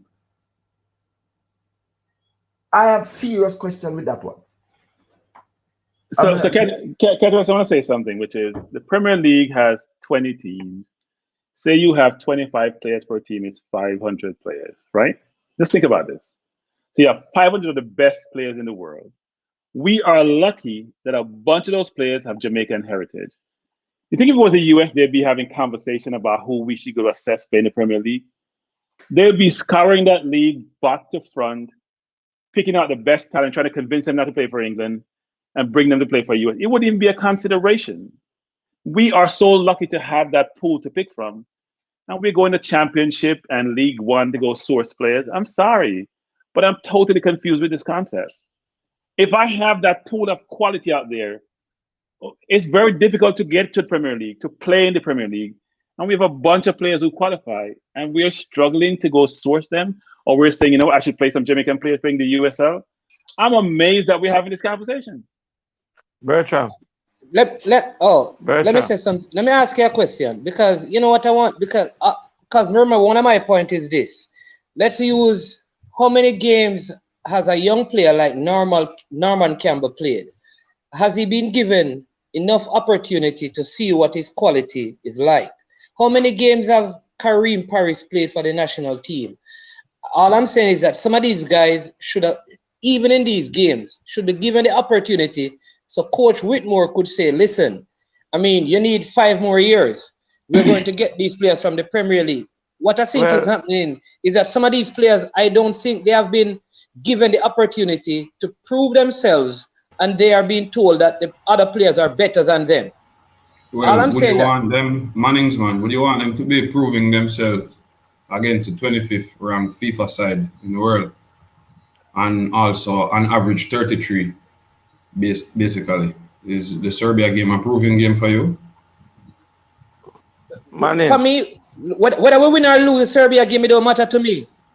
It doesn't. Well, I'm sorry, because I will be of a different view. Because you see, when you're ranked 25th in the world and 32 teams go to the World Cup, Stan Kroenke can confirm this for me, based on the match. It would be assumed that playing Serbia is going to be one of our best games to prepare for high-level football, and specifically World Cup level football. Not even just World Cup qualifying, World Cup level football. No, Mannings. This is a trial game, and not a game that we should say we don't business if we win, lose, or draw. Because you see, if those fellows, hold on a second, if those fellows play this side that is on the screen, plays Serbia and beat them, you know what's going to be happening? Ajax immediately going to want to know who are those persons on the field that make Tadic look like he never carry Ajax to a semi-finals or quarterfinals or Champions League. So it is a very important game for all of these players' careers if them can pull off a win for Jamaica. I think, hold on, I don't understand, because I am saying to you, I'm glad to see a Josh on Anglin. I want these guys to get the opportunity, because if they don't, just listen what I'm saying. If they don't win the game and they don't play well, then Whitmore has a Nathan Redmond, he has a Mason Holgate, he has an Isaac Hayden, he has all of those Premier League players that he can go and say, listen, we need to go to the World Cup. You got the opportunity in the Serbia game, you didn't do well. What I have an issue with is if these guys never play a game, that we can look at them and the coach says, listen, you're not good enough. That's all I'm saying. Yeah, I don't agree with that concept. I don't agree with that concept. You can't use one game to judge a player. That's why you have scouting. You watch them play against different teams in different situations. you can't use. I hear people criticizing players who played against the US who have never even played kick a ball in a year. If they have the quality, maybe 1 or 2 touches you'll see it. But over a whole game, if you can't run and you're tired, you're not going to show it. One game cannot be a criteria or a basis to judge a player's performance. The fact of the matter, if they're playing the USL to me, and one would say, well, don't give the opportunity, they should be dominating that league so they get promoted to a better league. If you dominate your league and you dominate where you are, people will see you because people are always looking for talent, no matter where it resides, and bring you to come play in the MLS or you go to Europe. It's a fact. Yeah, so let me say what I'm saying again, and then I'll hand over to Mr. Porter. Because we are going to Nathan Redmond based on his Premier League pedigree. Fine. But it should not be at the expense of giving a Karim Paris, who is playing in Europe, an opportunity to prove himself. And if he fails, you drop him. But to not give him an opportunity, even in a friendly game, and to find someone in the Premier League who you're really looking at as well, in the same way, and somebody just said that, in the same way, Nathan Redmond needs a chance to prove himself, and the Mason Holgate, why can't we give the Joshan Anglin an opportunity, the Norman Campbell an opportunity, the Javar Brown, I think his name, the youngster from KC who just got drawn in the MLS, give them a chance. And then once they fail, we can say, listen, we're moving ahead. This is a practice game. What I don't want to happen is that we take all of these guys and we still go and fail. And then we look back and say, boy, what if we had tried this guy? What if we did? Just give them a chance. It's a practice game. We have not looked at Karim Paris. We have not looked at Norman Campbell. We just said that they're not good enough. And Manning, we've been doing that since '98. Yeah, Manning, but We've been doing that since Manning. '98, Manning. Here is my here is my take. Here's my take. Yeah. The selection committee in Jamaica blunders because I'm not saying that you must give certain players a chance. Norman Campbell, to me, I think is probably the best youngster we have right now. Why is Lamar Walker in the team and not Norman Campbell? What about Karim Paris? I'm coming to that. Why is Lamar Walker in the league and Karim Paris is not in the because in the team? He's more active than You these understand? players. Let me show you something, Mannings. At this point in time, we have 3 games to play, 3 guaranteed games before a World Cup. And if I am going into the World Cup, I want to make sure I have the players that I'm looking at going forward. The players that are going to play into the World Cup qualified. I'm not saying that Jamal Lowe don't have personal matters. I know he has personal matters. Is it that what's his name, need his passport to play in the friendlies? I think once you get your citizenship, you can play in a friendly. Okay, because the friendly is not a FIFA sanctioned game. It's just a friendly. So Roof could have been playing in that unless all these players asking for time because the league finished and they want a holiday. And I think that's what's going on with some of these players. But I am not going into Japan to go experiment.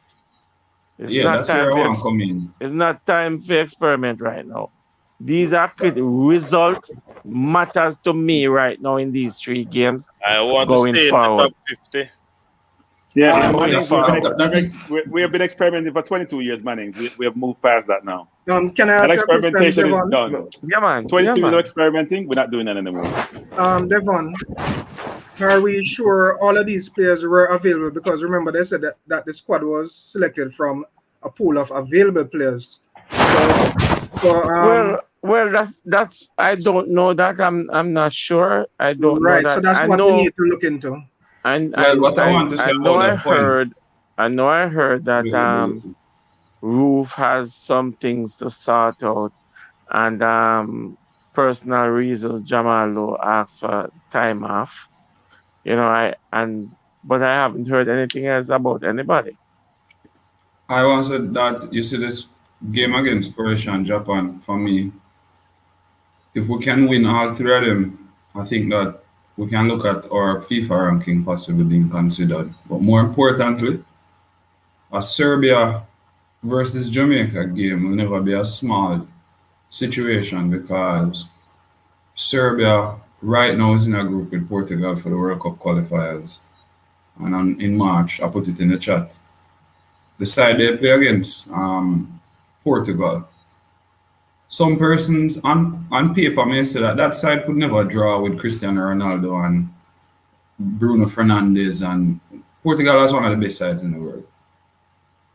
And if we take the Serbia game seriously, or if we had prioritized having these players that we want to have from Europe, beating Serbia would have shaken up the entire football world. They would have been really surprised if we were able to pull off a win against Serbia. And going into the summer transfer window, it will say a lot for a lot of these players because the window will be open, the season will end. Those games should be watched by scouts. So it's a massive opportunity for unattached players to be considered by other persons because they should be playing against persons who are of a high value, but more so of the highest quality. So I don't believe we should be experimenting in the game, and I think mismanaging the availability of the players is what we're experiencing. But I think we should have prioritized for certain players, like Leon Bale, others, to be there. Because I would have done a lot for us. I'm not saying we must lose, but I really would have loved to have a better squad going into that Serbia game based on how it could have impacted our outlook in the world. Coach. The president, 1 second, sir. The president is optimistic that a couple more players might join the squad prior to June. So keep our fingers crossed. Yeah, that was said. Okay. Coach. Yes, sir. The 2 points I wanted to respond to, maybe. First is that let us be clear. Is this a national team to compete at international level? Or is this a place where some man come to get fit? The national team, in my opinion, is not a place where you come to prove yourself. You prove yourself for your club, and then you are selected for the national team because national teams are brought together 2 or 3 days before, right? You go through some training and some tactics, and you play 2 games in 3 days or 5 days in the FIFA window, and you go back to your club. The national team is not a place where a man come to prove himself. You must prove yourself at club level and then be selected for international football. So I think management, my brethren, you have it the wrong way around, right? This is not a thing for give a man a chance and give a man a blind and give a man a boss. Because they are hungrier or they might be higher caliber players available. Right? So players need to be mashing up them league. Let me agree with Stan Kroenke, and I promise another day won't come like that. Right? Mash up them league. If you are in USL and you are tearing up the USL, an MS and MLS team will look to you. What has happened is that a number of players who are here, or a couple that don't watch the league, so I'm just go off when we read up, right? Have been at MLS clubs and have dropped down a division to the USL. So I am not against a youngster who is making his transition from the Red Stripe Premier League and making his transition to the USL. And this is his first year and he have to prove himself. No. But I am talking about someone who catch a USL like say a farm work ticket, brother. You have to build your house and move on. You have to. Football is about growth. You cannot be the best if you are not competing against the best. It does not happen. Can I ask a question? Directly. What about the core players from the USL? Perhaps let's say them drop down a league. Would those core players, should they still be selected if they have proven themselves on the national stage and not on a club stage? No, but I'm saying to you that,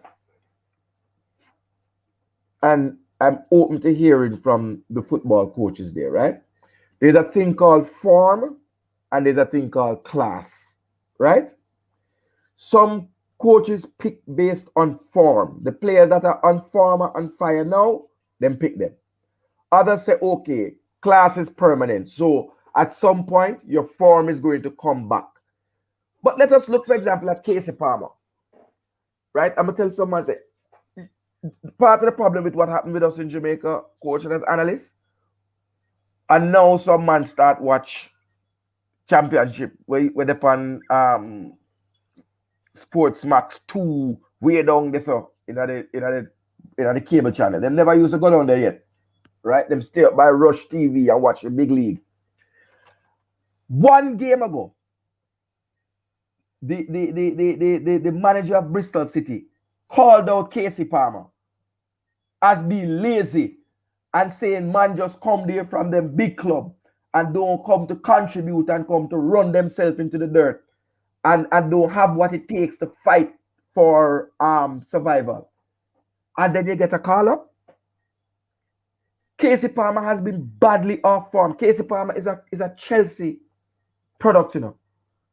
A same school of Izzy Brown, Jamal Blackman, Tyler Roberts, that whole crew of Jamaicans who came through Chelsea. Chelsea, they have about 8 Jamaicans at one time, right? Man play for England, man go different places. Callum Hudson-Odoi, who's Nigeria, that whole school them come from. Every other man is playing at a higher level, right? Who's available for us who can replace Casey Palmer? Hold on, let me give you. So I am glad that you're raising this point because this is the point I'm making. So Kido Hart. So Kido Hart could have been given a call up?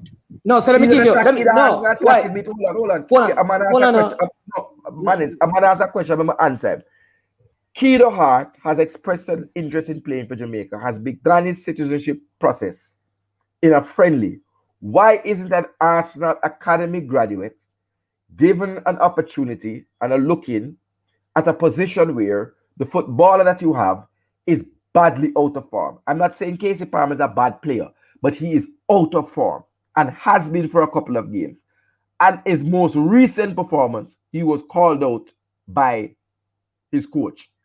By name. Let me respond to this. And this is the point I'm making. So, and I love that you raise this in the cataract. So we're gonna select Casey Palmer, and I'm glad that you raise this. We are selecting Casey Palmer because he's out of England, though his coach says he's woefully off form. We have a Kareem Paris who is playing well and scoring goals, and he doesn't get called because what? Him is a Jamaican bred youth. Why we have to go to Kido Hart? No, let me finish now. Let me finish. Why we have to look at a Kido Hart? Fine, you know, I don't have a problem with Kido Hart coming in, but why not give Kareem Paris an opportunity? That's all I'm saying. Are we going to ignore these other guys because we think him can't be good because him not come from him not playing in England? No, he's out there playing. So he could have been called. They got one different place or one different part. No, man, no. So, because I'm going to, you know that you and I are agreeing. Let me get back to this because Ravel Morris don't deserve more of an opportunity in these friendlies than Kareem Paris. Ravel Morris is in terms of class permanent. He has not been playing any football. Would we show the same level of tolerance if Shamar Nicholson wasn't playing any football? When Corey Burke was not playing any football, they didn't call him. So why are we calling Ravel Morris when he's not playing any football at all? But if we have a Mannings, I can answer that. Mannings, in any walk of life, you make allowances and you give special treatment for you deem to be exceptional talent. It's a fact, right? Mannings. In any walk of life, people sometimes get away with things because they have certain capabilities.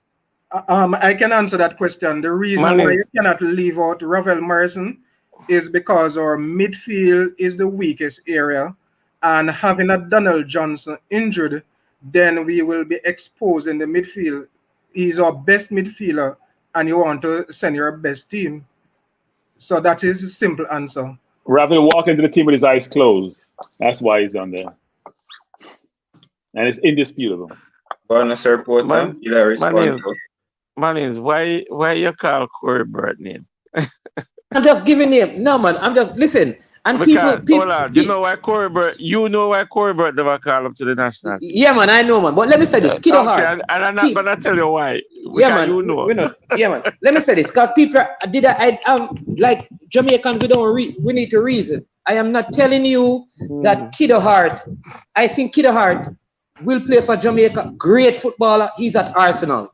I am saying though that Kareem Paris was seen as a good talent in Jamaica. He was told that he needs to leave Jamaica and play in Europe. He has not played for Jamaica. All I'm saying, why hasn't he been given an opportunity? That's all. Because why? That's all I'm asking. No, but we don't know that. Well, one definite problem. And Manins, who is watching Kareem Paris games? Who in Jamaica? Definitely not me. All right. You see, this is the thing, you know. Let me tell you something. If Gareth Southgate want a player, him go into the stands and him sit down in there and watch the player. Take him notes before him call up this player. We don't have nothing like that in Jamaica. You understand? Because if Whitmore want a player, the JFF should fly Whitmore into England. Go sit down in one of the stadium and watch the player with him like a piece of paper in his hand and take him notes and come back and say to the JFF, yes, he fits what I'm looking for. Go after him. Well, Sir Porter, in terms of JFF financial situation, when I really say that really happen, you know, that trip to England and poor regular for basis, you know. That's the reason why them kind of quote unquote put them little agent over there who situate over there. I don't know if effectiveness is a different conversation altogether. I'm now what go down. You see me? Listen to me, man. Listen to me. When you talk about agent, you understand, I have a different views, you know. And if I start to say things, people will not like what I'm saying. But don't mention that, man. Yeah, man. We know so the show long enough to understand that situation. That's also now walk down the road here. But you know the expense are involved in terms of doing proper scouting, right? That's another thing. But it's an age of technology now, so If me can sit down, listen to me. If me can sit down in Canada,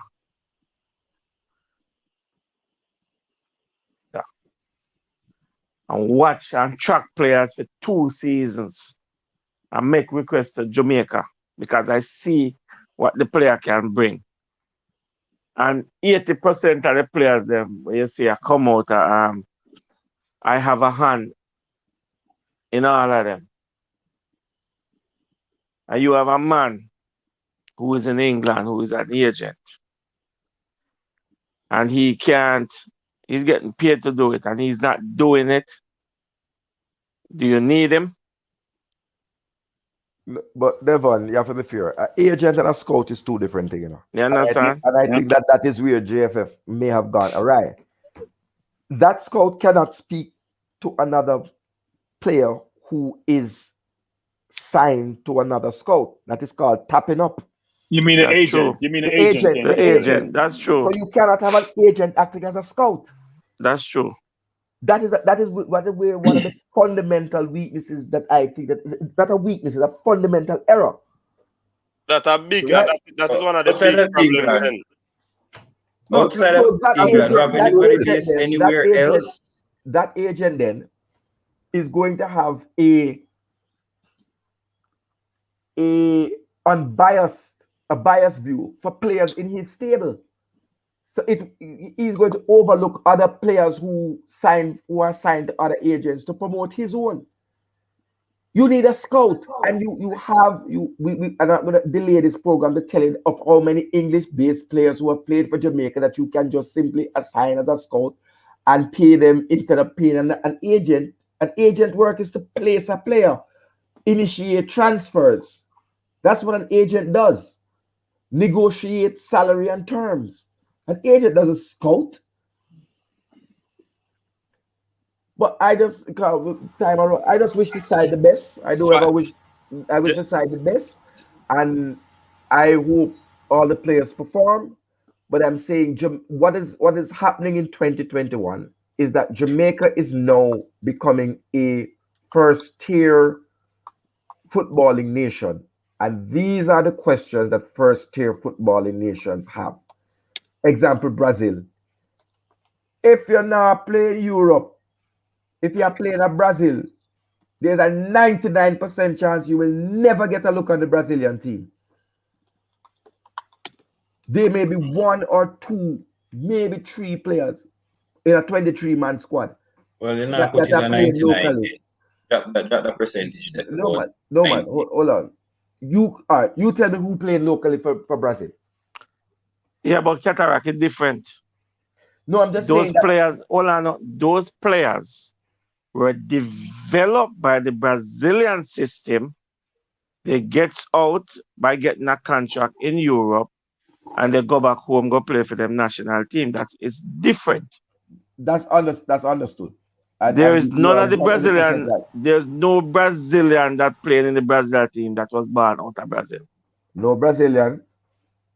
No, it's the other way around. I was gonna say, look at Spain, the world champion. Because Spain, the world champion, have a Brazilian playing striker in Diego Costa. Yeah, because by naturalization. Right. And so I have 1, 2 France and Spain. It's a Porter. You understand? Right? So no, but what I'm saying to you is that the clamor. 3 minutes to go. 3 minutes to go. The clamor is about there. And I think in the last minute, we do all kind of discussion, but I pay respect to the side. Everybody's a Jamaican, right? I don't see a Spaniard and a Mexican and a modify the damn rep. So I wish them all the best. Hope they come through the 3 games injury free. But this not gonna work for World Cup. But Cataract, going back to Brazil, is just the modern era, though, because in the 60s and 70s, half of Brazil side played for Santos. Yeah, Brazil still have people that play for them. Yeah, man, they still have own good. Yeah, man. There's a winger that have a lot of tattoos that play in Brazil league. May leave to go to another league soon. How many? No, my final comment is this team needs surgery. What I want to ask Cataract before I leave is, what's going on with Maitland-Niles? Because all of these people are seeing the midfield and unattached. Maitland-Niles can't play for Jamaica. He can't play for Jamaica. He's been Southgate locked him up already. Even though he probably won't play for England again, but Southgate was smart enough to lock him up. Yeah. Whoa. Yeah. Around the same time, he locked up. Current FIFA rule is that once you've played 3 senior internationals, you can't transfer allegiance. Unless you come out of the game for I think 2 years. But it does not applies to Maitland-Niles. Because he was in the old thing that they had before. Yeah, he is. The new FIFA rule is that if you play less than 3 games in 3 years for your national team before you're age 21, you can switch allegiance. But Maitland-Niles is 23, 24 years old. Yeah, they were 21.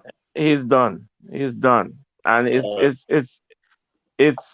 it's his fault, his naivety. It's his fault. So gentlemen, thanks very much. We have to close off the show. We want to come back tomorrow on this topic, but this time we want to discuss if time would allow us tomorrow, we're gonna look at a starting 11 from this 30-man squad that is presented there. And we can survey the whole formation thing, because this is not something that we can just simply move on from, because there are a lot of holes and issues with this team. There could also be strengths there are positives and negatives of this team, but we just want to survey it in a different light. So tonight we looked on the players who are unattached and all of these things to see if they would have been worthy to, be given a call up. So tomorrow we're gonna try to narrow it down now and talk about a formation or an 11, like a starting team. So big up yourself, all the panelists for touching down on the show this evening. Was as the comment section is saying, was a very good discussion. Respect them on them views. As we always say, Virgin, this is an opinionated show, and sometimes we bring the facts. When it comes down to discussion like this, it is mainly opinionated. You understand? Because if a man come with him opinion, yeah, even though we argue it sometimes, it's strictly a person's opinion. You know what I mean?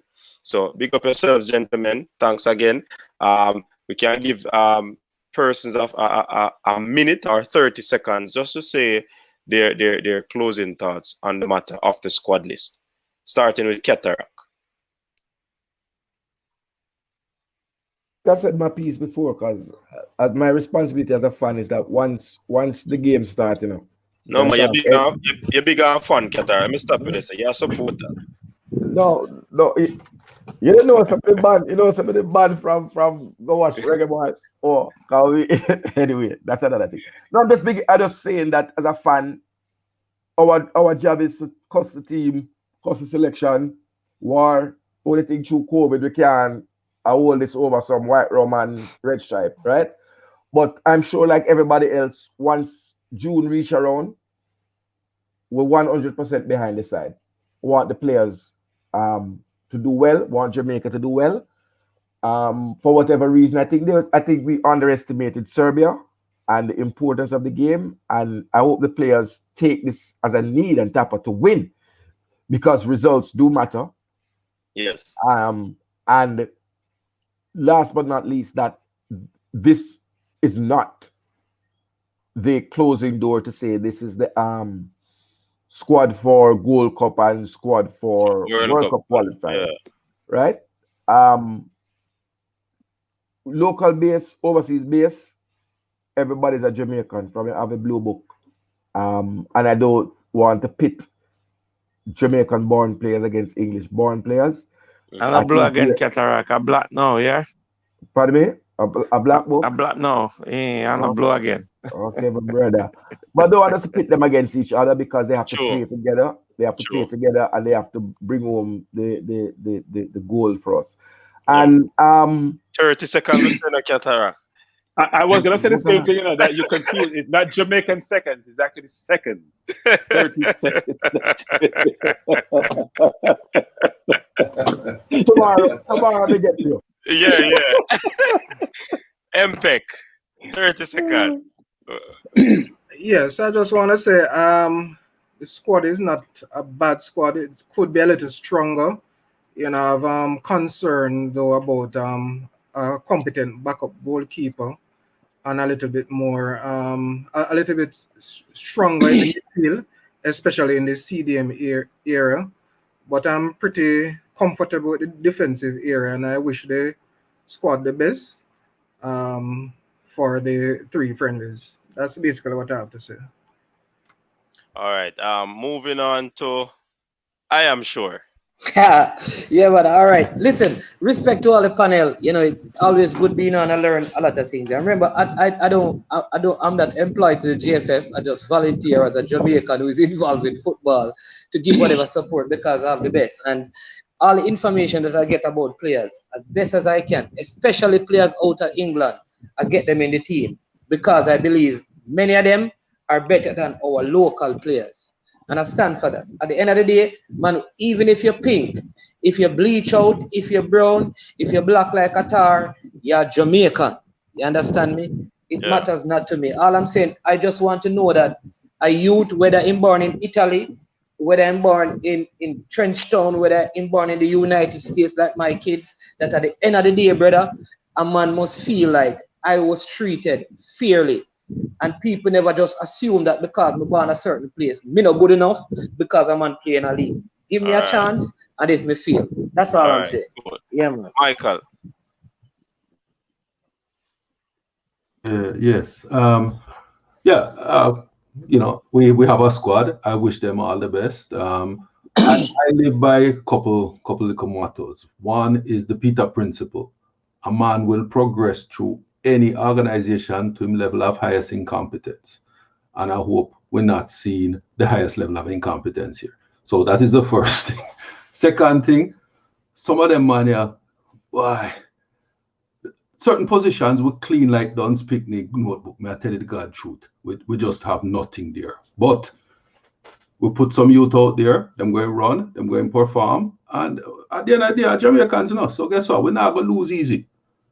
I want to know that them play football first and foremost. So long as them go and them do what the coach tell them to do, and them do it to the best of their ability, then we get a chance to see what them really capable of and make some decisions, you know. And if a man don't cut it, him don't cut it. But give him the 3 games to have a shot.